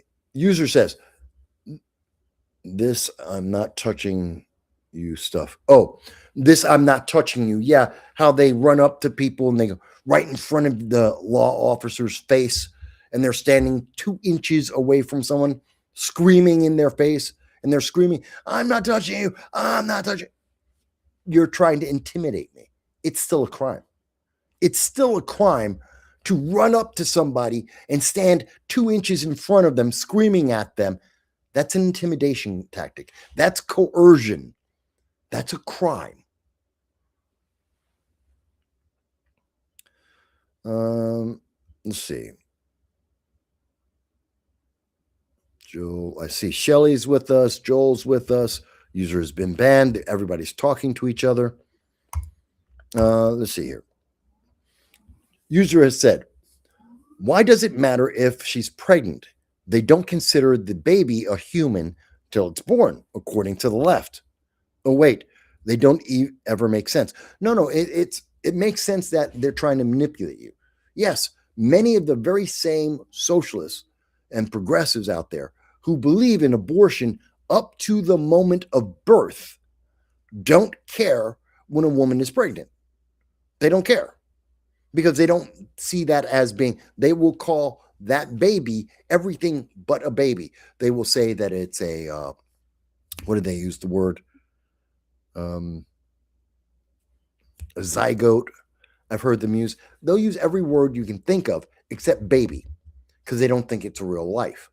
But they know that someone on the right, that image of Renee Nicole Good as a mom pregnant, they know that I care about that. That people who are conservative, Republican, people who are libertarian, Green Party, a lot of them do care about that. That makes a difference to us. It is meant to emotionally manipulate not other people on the left. It's meant to manipulate people on the right to try and get us to have sympathy. They're trying to play on our goodwill and desire. And it's like, you wouldn't want this baby to die. She wasn't pregnant. The baby didn't die. And she didn't get an abortion. The baby didn't die. So, no, that argument doesn't work with me. But you're trying to manipulate me. And that's what they're doing. That's why they show that message. And I just want you to realize they're manipulating you. The mainstream media won't point out that image is a manipulation. She wasn't pregnant. That isn't a picture of her current day. That's a manipulation. Okay, let me go on. Let's see here. Shelley says, during the Biden administration, we were pretty much EpiPen's bigger island. Remove the traffickers. Yeah. I mean, that is what Tren de Aragua, which is sometimes referred to as TDA. They're one of the cartels. They're a Venezuelan cartel. They're known for trafficking cocaine, but more so, their big money maker is actual slavery, selling women and children. That's the big thing that TDA, Tren de Aragua, that's what they make their money on. And those are the people that the left want to have open borders. They want those people to be in America.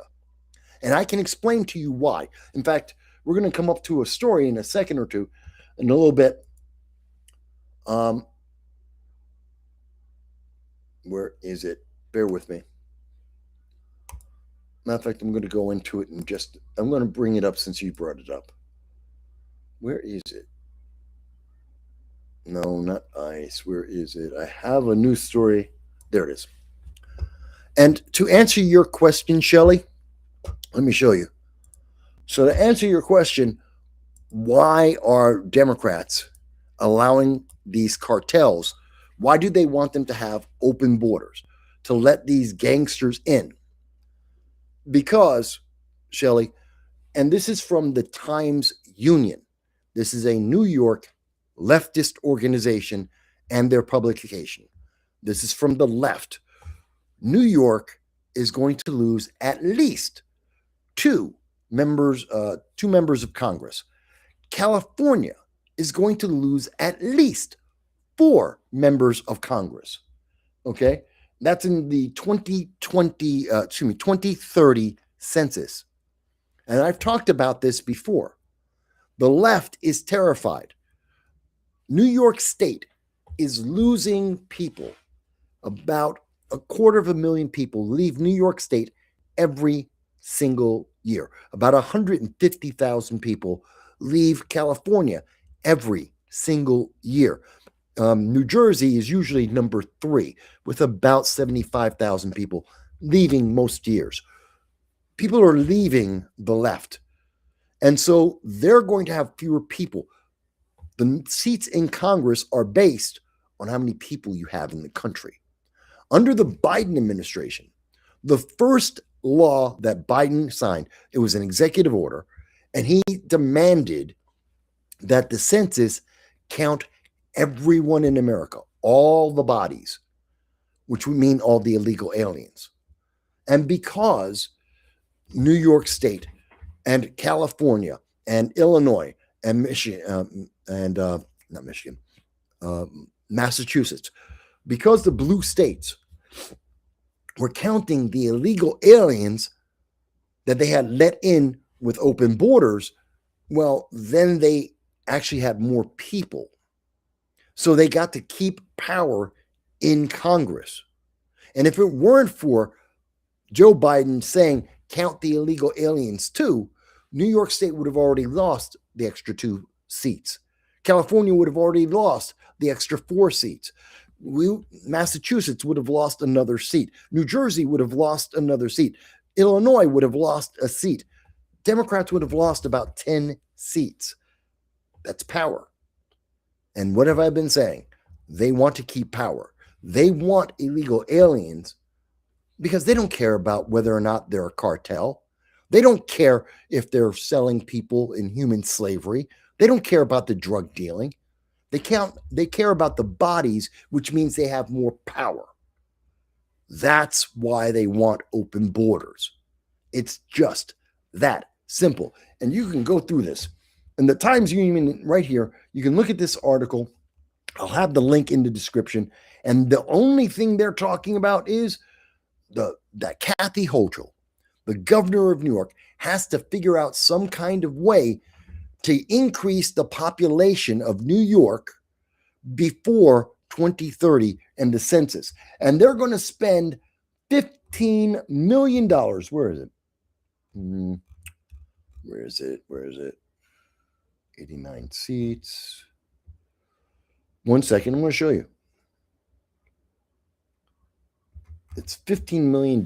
Where is it in this article? There it is. So Democrats in New York State are going to spend $15 million of your taxpayer dollars to try and find a way to increase the numbers, to count, to convince illegal aliens to be counted in the census so that they can get more power.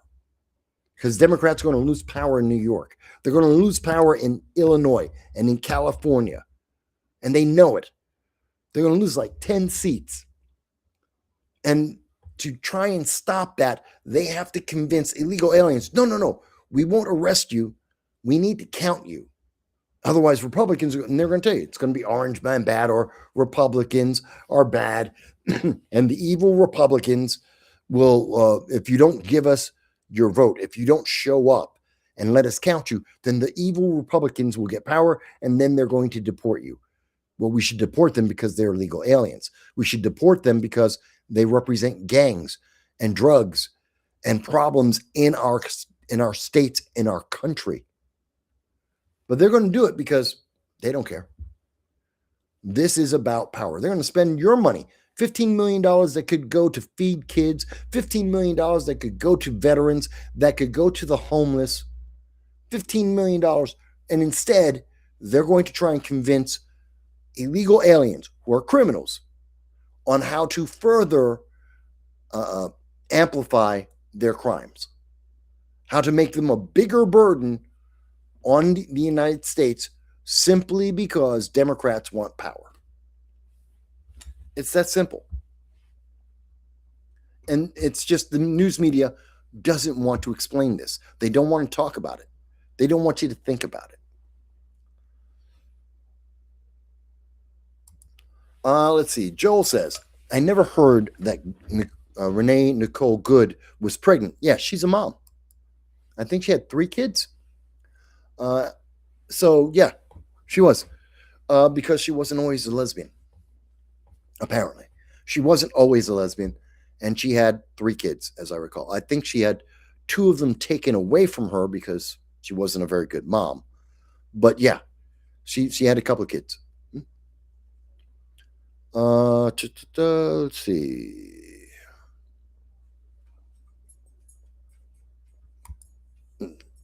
And Shelley says, the Times Union used to be Republican, but their audience is the blue captain. Okay. Capital, the blue capital of New York. Well, yes, they do represent the Albany mindset. And that's blue. In New York State, New York State is a single party state. You know, we have a couple of Republicans, they win local races, but as long as the majority of Democrats have the control until we vote someone else in, whether that's an independent like Larry Sharpe or whether it's a Republican, guess what? Democrats have control of everything. Every problem in New York State is because of a Democrat. For the last 2 decades, I can say without a question, for 2 decades, every problem in New York, no matter what it is, big or small, it's Democrat. Why? Democrats have control of the state, of the legislature, of what state senate, the state assembly, the attorney general, the lieutenant governor, the governor. They're all Democrats. They've been all Democrats for 2 decades. You can't blame Republicans for anything wrong in New York State for the last 2 decades. We don't have the power. We just don't have the power. And you could literally go back even further than that. You can go back to 1958, but simply enough, in the last 20 years, Republicans haven't caused a single problem in New York State. Only Democrats have. Everything that Kathy Hochul is trying to say to the public right now and say, well, this is a problem and we have to fix it. It's a problem because Democrats made it. It's a Democrat problem. It's not Donald Trump. It's not the Trump administration. It's not the president. It's not MAGA. It's Democrats. They're the only ones with power in New York State. Same thing for California. Same thing for Illinois. These are single states. These are single party states. You can't blame the other side. I think Chicago has gone 100 years without electing a Republican. You can't blame Republicans for how bad of a shithole that Chicago is. It's not Republicans' fault. They don't get elected there for 100 years, for a century. You can't blame Republicans. But they do. They keep saying, well, it's the Republicans that did it. Republicans haven't been in power. We don't have any control over this. How can we be, if we win some elections and then things get, if they stay the same, then yeah, you can say, well, Republicans didn't fix anything. You could say that. If it's independents like Larry Sharpe, a libertarian, and if Larry isn't able to fix anything, then you could say, well, the libertarians didn't fix it. You could say that. But you can't say that now. You can't say that for the last 2 decades because there's never been a libertarian elected governor of New York. There hasn't been a single Republican elected into the leadership, the executive branch of New York State for 2 decades. We haven't had control of the Senate, I believe, for 3 decades. The Assembly, outnumbered, also 3 decades. It's not Republicans' fault. It's not third parties' fault. It's only Democrats' fault.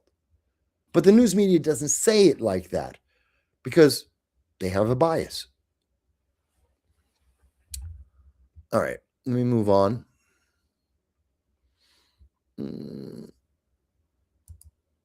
So Joel says, I misunderstood. I thought someone was trying to say she was pregnant at the time of death. No, that's what the image was supposed to make you think of.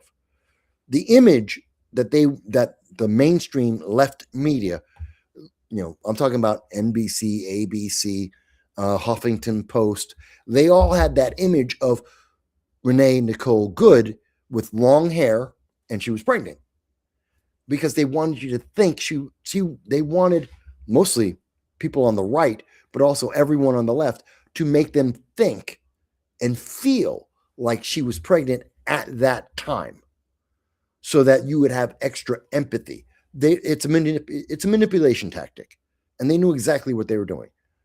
You associate pregnant woman with her, and so therefore you feel more sympathy.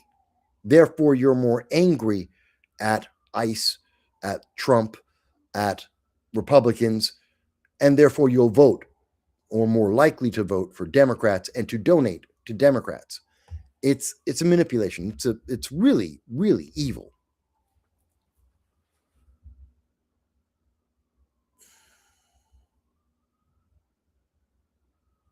Okay, so let me see. Where are we? Oh my God. It's already been 2 hours? Just about to be 2 hours. What do you know? A lot of time's gone by fast. Okay. Let me see here. Bear with me. Let me move a little faster here. So again, I'm not the only one who thinks that there's going to be a partial shutdown. You can also go to ksat.com. That's also left-leaning, as I understand. There's going to be a partial. I don't believe it's going to be partial. They're going to shut it down, all of it. They're going to make you starve to get their way because they want to win an election. Democrats are happy to do that. Okay, I do want to take some time. I won't get to the other stories I wanted to get to, but I do want to go over this one. And I really, really want to talk about this. So this came out yesterday, and I responded to this on X. And I think it's important to really go into this. Now, this is from Senator Kirsten Gillibrand. In New York State, our 2 senators are Chuck Schumer and Kirsten Gillibrand. They're both Democrats, and Kirsten Gillibrand is best described as a yes woman. She just does whatever the Democratic Party wants. She's always votes straight down the line, party line. She lied to the people of New York. She literally told people in 2019, 2016. In 2016, she said to the people of New York that if she got elected as senator again, that she would not run for president. 1 month later, I covered it on this channel. I have video on it. I've covered it on Sunday as well. 1 month after she got elected, she announced that she was running for president. She lied to the public. So she is a yes woman for the party, and she's more than willing to lie to the public if it means she gets more power. If she gets more money, more power, she will lie to anyone. So I want you to hear what she has to say here, because I think this is really important. And no one is covering this. You know, while you are a member of Congress or a senior administration official or the president or the vice president, all of us get access to a lot of non-public information. And I don't think you should be buying or selling stocks or crypto or any type of asset on the market with that non-public information. Okay. So she said this herself. If you are an elected official, because everyone she mentioned is an elected official, or if you are appointed, like the cabinet, you have access to information about the markets, business deals that are going on, trade tariffs that may be coming down, embargoes, wars. You know things that could change the stock market. You know, things like, I don't know, when Obama decided to invest in green energy, and at the same time, Nancy Pelosi owned $250,000 of wind energy stocks. Oh my God, how could she have possibly known to buy all this stock in wind energy stocks at the same time, a week before Barack Obama comes out and makes an announcement that the United States is going to be making a green renewable energy push, and that it would mandate that states had to have green energy sources, that they had to install solar and wind, federal mandate under the Obama administration. And the wind energy stocks that Nancy Pelosi had tripled in value. Tripled. She invested $250,000. She made $1 million, $750,000 profit. That kind of insider trading. By the way, at that time, Kirsten Gillibrand was a member of Congress. She knew about this. She didn't say anything. Okay, let's go on. People don't have a lot of faith in Washington these days. And no, they don't. I just showed you. People have 17% faith in Congress right now. I already showed you the data. It's the lowest it's ever been. And this would only allow them to have less faith if people are buying and selling based on non-public information. Wait a minute, but they've been buying and selling on non-public information for decades. This isn't a Republican thing. It's not a Democrat thing. It is a government institution issue.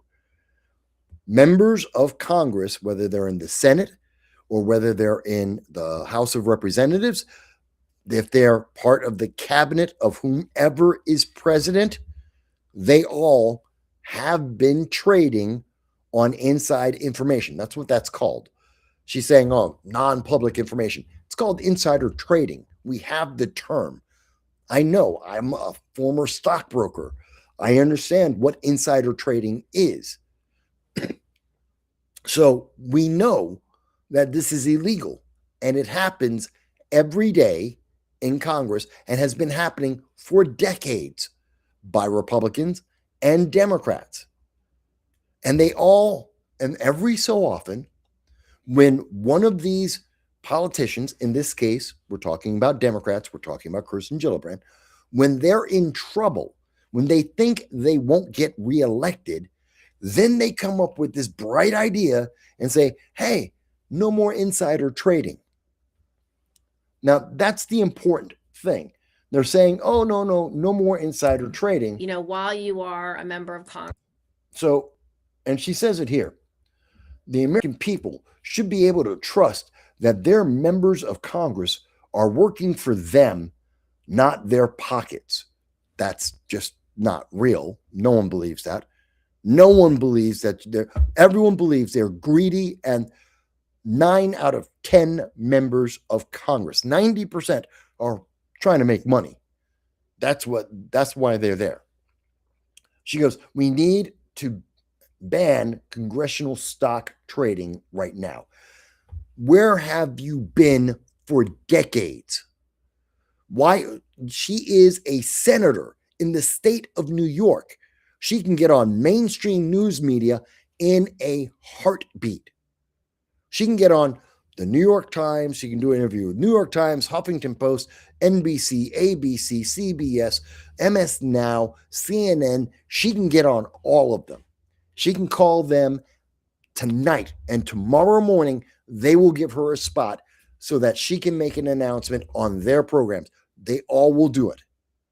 They won't have me on. They won't let Larry Sharpe speak, but they will. The Wall Street Journal may not want Larry Sharpe to say anything to you about his governor campaign, but I guarantee you, if Senator Kirsten Gillibrand says, I want to have a 5-minute segment tomorrow, they will do it.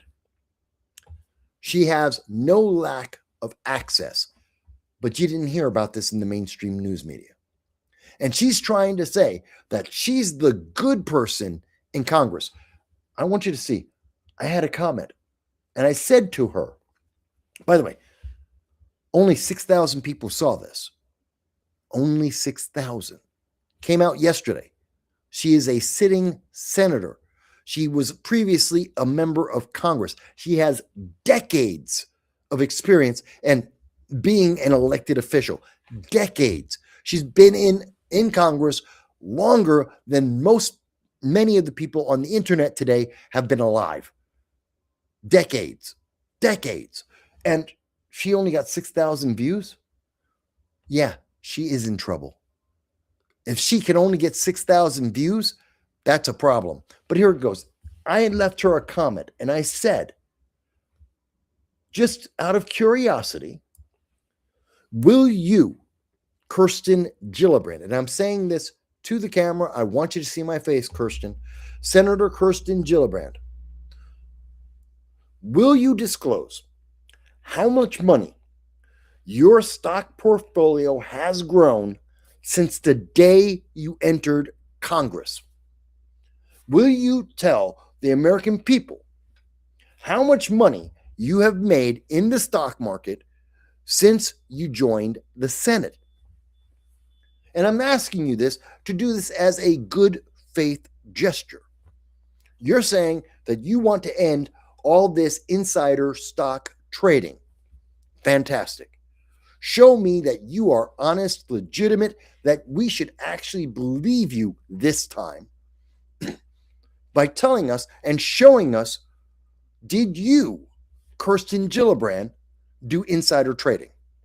Did you benefit from non-public information in the stock market during your entire time in Congress, in the House of Representatives, in your time as a senator? Have you made money in the stock market because of your insider information?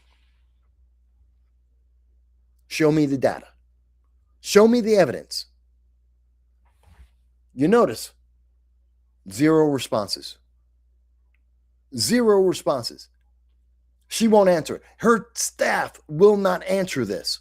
This is Kirsten Gillibrand's verified elected official site. This is her verified campaign site. Or not. Is it a campaign? No, excuse me. Her elected office site. It's official. Her staff saw my comment. Very likely, it's possible, not absolutely, but it's possible that Kirsten Gillibrand herself saw my comment. She could have actually answered me. If Kirsten Gillibrand honestly wanted to stop insider trading, she could have responded to me. so that I could tell all the Republicans that I know, hey, she's actually trying to do it. She gave me the answer. If she really wanted to get attention, she can go on CNN tomorrow and answer my question. She can go on the New York Times tonight and she could answer my question. She could be on ABC News in the next 10 minutes. She could answer my question. If she's serious, if she really wants to end insider trading and not just get through the next election, if she doesn't want to just get reelected or get more donations to her campaign, she could actually provide us the evidence that she didn't scam everyone for a couple of decades now. Why do you think she won't answer me? If she's being sincere, it can only help her. It can only provide more trust in government. And by the way, I don't trust her. She's like, oh no, we have to do this because people don't trust members of Congress anymore. That's because you lied to everyone. Again, I didn't forget. I know, Kirsten Gillibrand, Senator Gillibrand, you and most of the elected officials, they count on the fact that the general public forget in 3 months. They forget. Almost everybody, if you're not into politics, you don't remember what these politicians did 3 months ago. I remember what she did almost a decade ago. I do remember. I do remember when you lied to the public, to our faces, on TV, told us you would not run for president, and you did. You are a liar. I do not trust anything. And since that day, well before then, but since that day, I have never trusted anything that you've had to say. And now you're telling me, oh, well, I want to stop insider trading. Show me the numbers. Show me the proof. Out of good faith, I literally will promise you, Senator Gillibrand, if you provide the evidence to show that you did not at any point as a member of Congress or a senator, that you have never profited from insider trading, I will promote you. I, as a Republican, a conservative Republican, will make sure that on my channel that I will promote Kirsten Gillibrand for senator. Just show us the evidence. I can't tell you that I'm going to get a million. I think that would get attention. You might get some Republican votes. You might get some third-party votes for the Senate seat. Show us the evidence, and I, as a Republican, will promote you, Senator Gillibrand. Will you show us the evidence? Will you show us the good faith and build trust? And instead of lying to the people, actually give us the evidence to believe that you're actually serious. Because I will say to your face, Senator Gillibrand, you are a liar. You have been a proven liar. And I believe this is a gimmick to get more votes and to get more donations because you're in trouble. Because you put this out and you only got 6,000 people who are paying attention to you. That's pitiful. And you know it.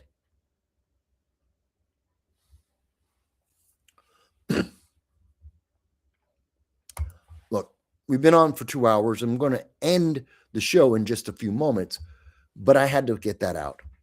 There was other things I wanted to talk about today, but I got behind on my own schedule. I only wanted to be on 2 hours tonight, but I needed to say that to Senator Gillibrand. And anyone can clip, I give permission, please, clip that end of me saying, putting that challenge out to Senator Gillibrand. Ask her to respond. Ask her why she hasn't responded. Her team can answer this. That's their job. I guarantee you, I know for a fact that there is a communications team for Senator Gillibrand. And that team, at least 1 or 2 members, their job is to watch and answer, or at least to read through every single response on her Twitter account. At least one person is going through every day, looking at all the answers, looking at what people are saying. She knows, her team knows that I asked her for evidence, and she won't tell anyone. She will not respond. That's sad. And that should tell you, don't trust her. She has nothing, she's not trustworthy. This is a gimmick. And again, we are saying one more time how the left will manipulate you. They will lie to your face because they don't care about you. They care about power. She doesn't care about stopping insider trading. If she did, she would have been talking about this for years. She would be on all the major news media screaming at the top of her lungs. She doesn't care. She just wants to get reelected. It's very upsetting. Okay, let me go through some of the final comments here before I let you guys go. So let's see. I left off.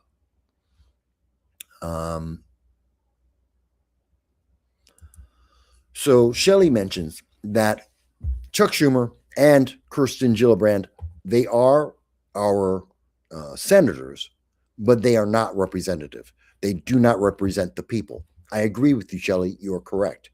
They believe that they are neo-nobles, and you listen to Chuck Schumer, he's always telling people how they should feel or what they should do. He's giving orders to the public.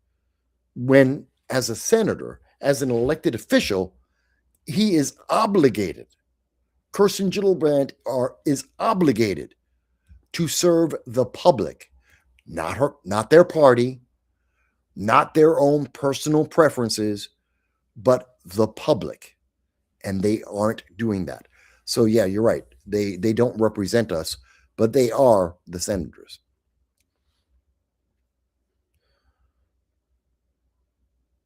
That's funny. That's funny. And then Shelley goes on to say they should go with cattle futures. Hillary made big money off them. Yes, she did. I believe that Hillary Clinton made over 170% on cattle futures, which is next to impossible. She had an impossible return on her money on cattle futures. You just can't do it. You can't do that. And she did, because insider trading. That was the Whitewater scandal back in the late 90s, second term of Bill Clinton. And the Whitewater scandal was her making insane profits. And I remember I was a stockbroker at the time. I was looking at the trades and the profit. It's like nobody made that money. No one was.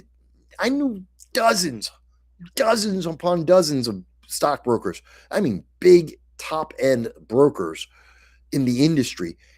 Nobody had anyone making money like Hillary Clinton did. It was only possible by insider trading, and everybody in the stock market knew it. But the public, oh, no, it's okay. It's possible. No, it's not. No, it wasn't. She was a liar. All right, let's see. Joel says, Joe Biden taught us the extended family needs to be included in any trading bans. They will hide money anywhere they can, and that they can get away with it. True. So it's not just Chuck Schumer. It's not just Kirsten Gillibrand and her husband. It's their kids. It's their brothers and sisters, their siblings. It's their grandkids. It's their nephew and niece. We've seen that with Joe Biden, in fact. In Joe Biden's term, we see the Biden family, his brother, was making deals as Joe Biden was vice president, and he was making money off that. Remember, this is where the 10% for the big guy, the kickback to Joe Biden, that was happening by his brother, his son. There were other family members. They're all getting kickback. They're all giving kickbacks to Joe Biden back in the day. But that was just okay because Joe Biden was vice president, because he was a senator. It's vicious. It's evil. Let's see. Excuse me. And Joel goes on to say, I can't think of any instance where any politician answered any comment on social media. I doubt any of them actually see what the intern is putting out there. I can say, as a fact, I do know, because I do know several members of Congress, both sides of the parties, Democrats and Republicans. I know members there. I know many politicians in New York State, Democrats, Republicans, Libertarians, Conservatives, even Green Party. I know some, even some people in, the Antifa style. I can tell you that many candidates and many elected officials do actually see this. I know for a fact that, like my show, when I do my show, I know that several politicians have their staff watch my show from time to time, not every time, but from time to time, they watch the show and they look to read what the comments are that you guys are saying. And I know this because they will call me, either their staff or some of the elected officials themselves, and it's completely off the record. It's just a private, they have my phone number. I know these people. I've known them personally. I've met them. I've talked with them. I know some of these people. And they'll reach out to me and they'll be like, yeah, I saw that show. And you were wrong about Mike. You were so mean to me or one of their friends. You're mean, or you were really nice, or you didn't get it. I hated your answer. I'm like, okay, great. Why didn't you answer? Why didn't you get on? It's like, no, I can't actually say anything publicly because then they get in trouble with their party. This is on the left and the right. That they told me, no, I can't respond to you because I'll get in trouble with my party. That's on the left and on the right. Both have said that to me. They're like, no, I'd love to talk to you, but I can't. And so I do know there are some members of our elected offices, at least in a couple of states that I know of, that actually do. And the general rule of thumb is, to be fair, to let everyone know, the rule of thumb is if there's about 50 or more responses to a tweet, they actually pay attention. Once it starts getting to like 100 or 1,000, then they actually will respond. They will do something about that because they're paying attention. If you get 50 responses on that issue, they are interested. They want to know why everyone is suddenly agreeing with that. Because if you get 50 responses, that means there's like 5,000 people. Remember, a member of Congress, they represent 732,000 people each. So if you're following them, they've got an audience of somewhere around 100, 200,000 people who are watching them semi-regular. And of those, only about 10,000 are actually paying attention to anything seriously. Of those 10,000 that are actually paying attention to the details, who are actually donating to campaigns and or have any influence whatsoever, there's only about 10,000 of them out of 100,000 that are actually signed up to that campaign. Only 10,000 actually are important. And if one of those 10,000 people suddenly get 1,000 responses to something they said, they pay attention. They suddenly go, oh, wait. Someone's pissed off. Someone's paying attention. They either really loved or really hated that thing I just said. I might have to change my opinion because it might affect my votes. It might affect my donations. They do pay attention. They do. All right, let me go on. And no, I can't name which members of the state assembly, the state senate, the Congress. I can't mention people that I know in which state. I can't mention their names. I can't. Just know that at various levels of government, I do know many people who are currently still in. Some people have retired. Some people are still there. But I do know people, and they do talk to me from time to time. Not as much as they used to. but that's all right. And finally, Joel says, Gillibrand garners zero trust. Yes, because she's a liar. She is a proven, absolute liar. She was little Annie Oakley, sweetheart of gun rights, when she first got elected, to Congress. Yeah, she was a big, a lot of people don't realize, when she was a member of Congress, before she got appointed to the Senate, Kirsten Gillibrand was a massive pro Second Amendment advocate. She was actually, I believe the NRA had her rated as a B or an A. She was A rated. She was actually someone that gun groups and gun rights organizations, they actually supported her campaigns. They actually got her reelected. They were happy about her becoming senator because they thought she would keep supporting gun rights in New York State. Nope. No. The moment she got into the Senate, she became a yes woman, pure and simple, absolute. She became a yes woman just for the Democratic Party on every single issue. Straight down the line. She's horrible. She's horrible. And that's why AOC thinks that she can replace her. That's the rumor a lot of people have said. I know everyone's been saying Schumer. No. AOC isn't looking to replace Schumer.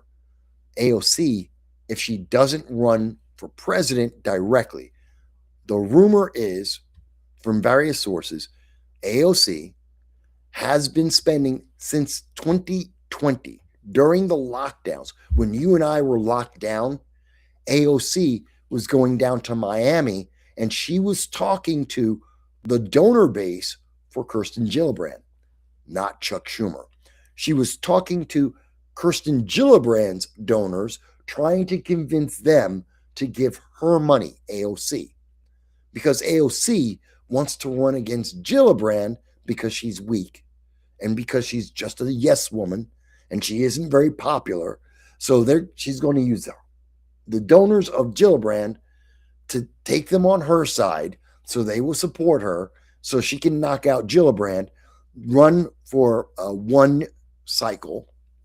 She'll run for, depending on when it is, 2 years or 4 years, just enough time so that she can then run in the next presidential race, which would probably be 2032. And then in the 2032 race, she can say, I've been a member of Congress and I have experience as a senator. I'm qualified to be president. That's the inside scoop. And she's going to pick up all of the people because senators have more donors than Congress members do, and they have more power. So she gains, if she can knock out Kirsten Gillibrand, she'll get all of the donors from Kirsten Gillibrand. She'll have more power in the Democratic Party, and she'll have something that she can run on for president. She thinks that's the way to the presidency. That's 2032. And I think that's what she's going to do. And she has been working on that plan since 2020 during the lockdowns, when the news media could not track her. She could travel the country, but most news reporters couldn't. So she was down there and she was in Miami and she was drinking on the beach, having a great old time. And she didn't have to follow any of the rules that we had to follow. And she was getting a bunch of donations on the side. She was making deals. Okay, Gracie, you've got the last comment of the day. And she says, I think the DNC party bosses will keep AOC from running for president and support her for the Senate. She'll do the Senate first. They can't stop her from running for president. And at this point, until AOC is seen for the idiot that she is, and she is an idiot. She really doesn't know what she's talking about. If you actually pay attention, do the math, listen to what she says, she has no idea what she's saying. She doesn't care. She's no different than any of the other Democrats, and some people would say some of the Republicans. She wants power. She wants money. She doesn't care. She's not there trying to represent anyone. She already sold out the Democratic Socialists of America. She already threw them all under a bus. She threw the third parties under a bus. She threw the progressives under a bus. She didn't care. She just wants money and power, whatever it takes to give her money and power. And you're correct. AOC has not done anything as a member of Congress. No, she never tried. I mean, she had her gimmick, she's going to build a train so you can take a train from New York to Hawaii. She's going to build a train over the Pacific Ocean. She had no idea. She didn't care. No one cares. She's just there to get donations for Democrats. That's it. She's there to be the poster woman for the Democratic Socialists of America. That's it. She's not a very intelligent individual. She's just not. But anyway, so we've covered a lot of ground. I've been on a little bit longer, 2.5 hours, than I was expecting to be. I was expecting Wednesdays, we try to go about 2 hours. I'm over a little bit today. But I thank you guys. I hope you enjoy this. I hope you enjoy our program on Sundays. Excuse me. When we go in more detail and talk about more issues, you will see that in about an hour, I'm going to have links for everything we've been talking about, plus a couple of things I didn't get to. And I'll have links for all of those sites, all of that information for you so you can see it for yourself. Make your own decision because you're an intelligent adult. And I trust that you'll make whatever you think is the best decision for you. Hopefully, one of those decisions is to click on the subscribe button. You can also share this with your friends. If share it with Kirsten Gillibrand. Ask Kirsten, hey, I will be happy to give Kirsten, if you think I'm wrong, if you think I've misunderstood anything, if you are genuinely trying to get this bill passed, and I can help you do that. I do have some influence in politics. You know what? I will help you. Come on to the show. Let's talk about it. I'll give you 12 hours. Uninterrupted, no commercials. I will give Kirsten Gillibrand 12 hours to convince me and everyone I can convince to watch the show, and I will repost it everywhere I can. Prove to me that you actually want to stop insider trading. Can't get a better deal than that. I'll give you 12 hours. 12 hours without edit. Now, I will ask you questions. I will challenge you on this. But I won't edit it. I'll do it all live. I got no problem with that. I'll do the entire show live. I'll do it off the top of my head. I don't need to look up any of the stats. I'm not going to go and type in anything. No gotchas. Just you and me talking. Live. What do you say? Will you do it? I will. Any day of the week. Any time you want. Kirsten Gillibrand. I will do that interview any time of day or night. Any time you want. But I don't think you're serious. And I don't think you'll do it. Because if you did take me up on my offer, I think in 15 minutes, you would expose that you aren't serious. That you're only doing it for money and power. But I'm willing to put my reputation, my face, my name on the line. And I'm saying, hey, prove me wrong. Not one of your little paid DNC trolls. You, Kirsten Gillibrand, Senator Gillibrand, please. Let's talk to the members of the DNC in New York State. You guys know who I am. You know I'm not going to do I don't do gotchas. I'm not going to make you look bad. I'm just going to ask you a question. I'm going to hold you accountable. All right. But with that, I am going to take off. And I thank everybody. Again, like, share, please subscribe, and be well. I'll see you on Sunday live again, and I'll have some other shows in between. All right, folks. Thank you. Oh, wait a minute. Shelly, Gillibrand? No. Gillibrand isn't running for governor. She never ran for governor. She ran for president. And no, she isn't running for governor. No. That's Larry. The only people running for governor right now are Larry Sharp, Bruce Blakeman, and the former New York 19 Delgado, Antonio Delgado, who is a traitor to Kathy Hochul, threw Kathy Hochul under a bus. So those, and Kathy Hochul, of course, those are the only people who are running. All right, I'll talk to you again soon. Oh, you meant Stefanik? No, Stefanik's out. Wait a minute, is there an announcement? Wait a minute. Was there an announcement?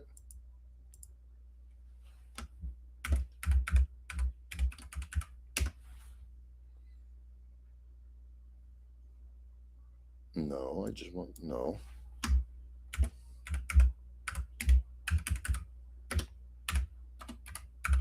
Now you got me wondering.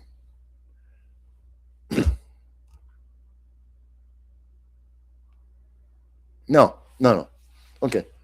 You got me scared out. You got me scared because you made me think for a second there was breaking news, but no. Stefanik is still out the race. No. And she's not running for her congressional seat, the New York 21st. She's out. Okay. And Shirley says, no, I just got mixed up. It's okay. I just want to make sure I didn't miss any breaking news. So, all right, folks, you guys go. I will see you. Thank you for being here with me on a Wednesday night. Go get some rest, get ready for work. I'll talk to you again on Sunday. Thanks, everyone.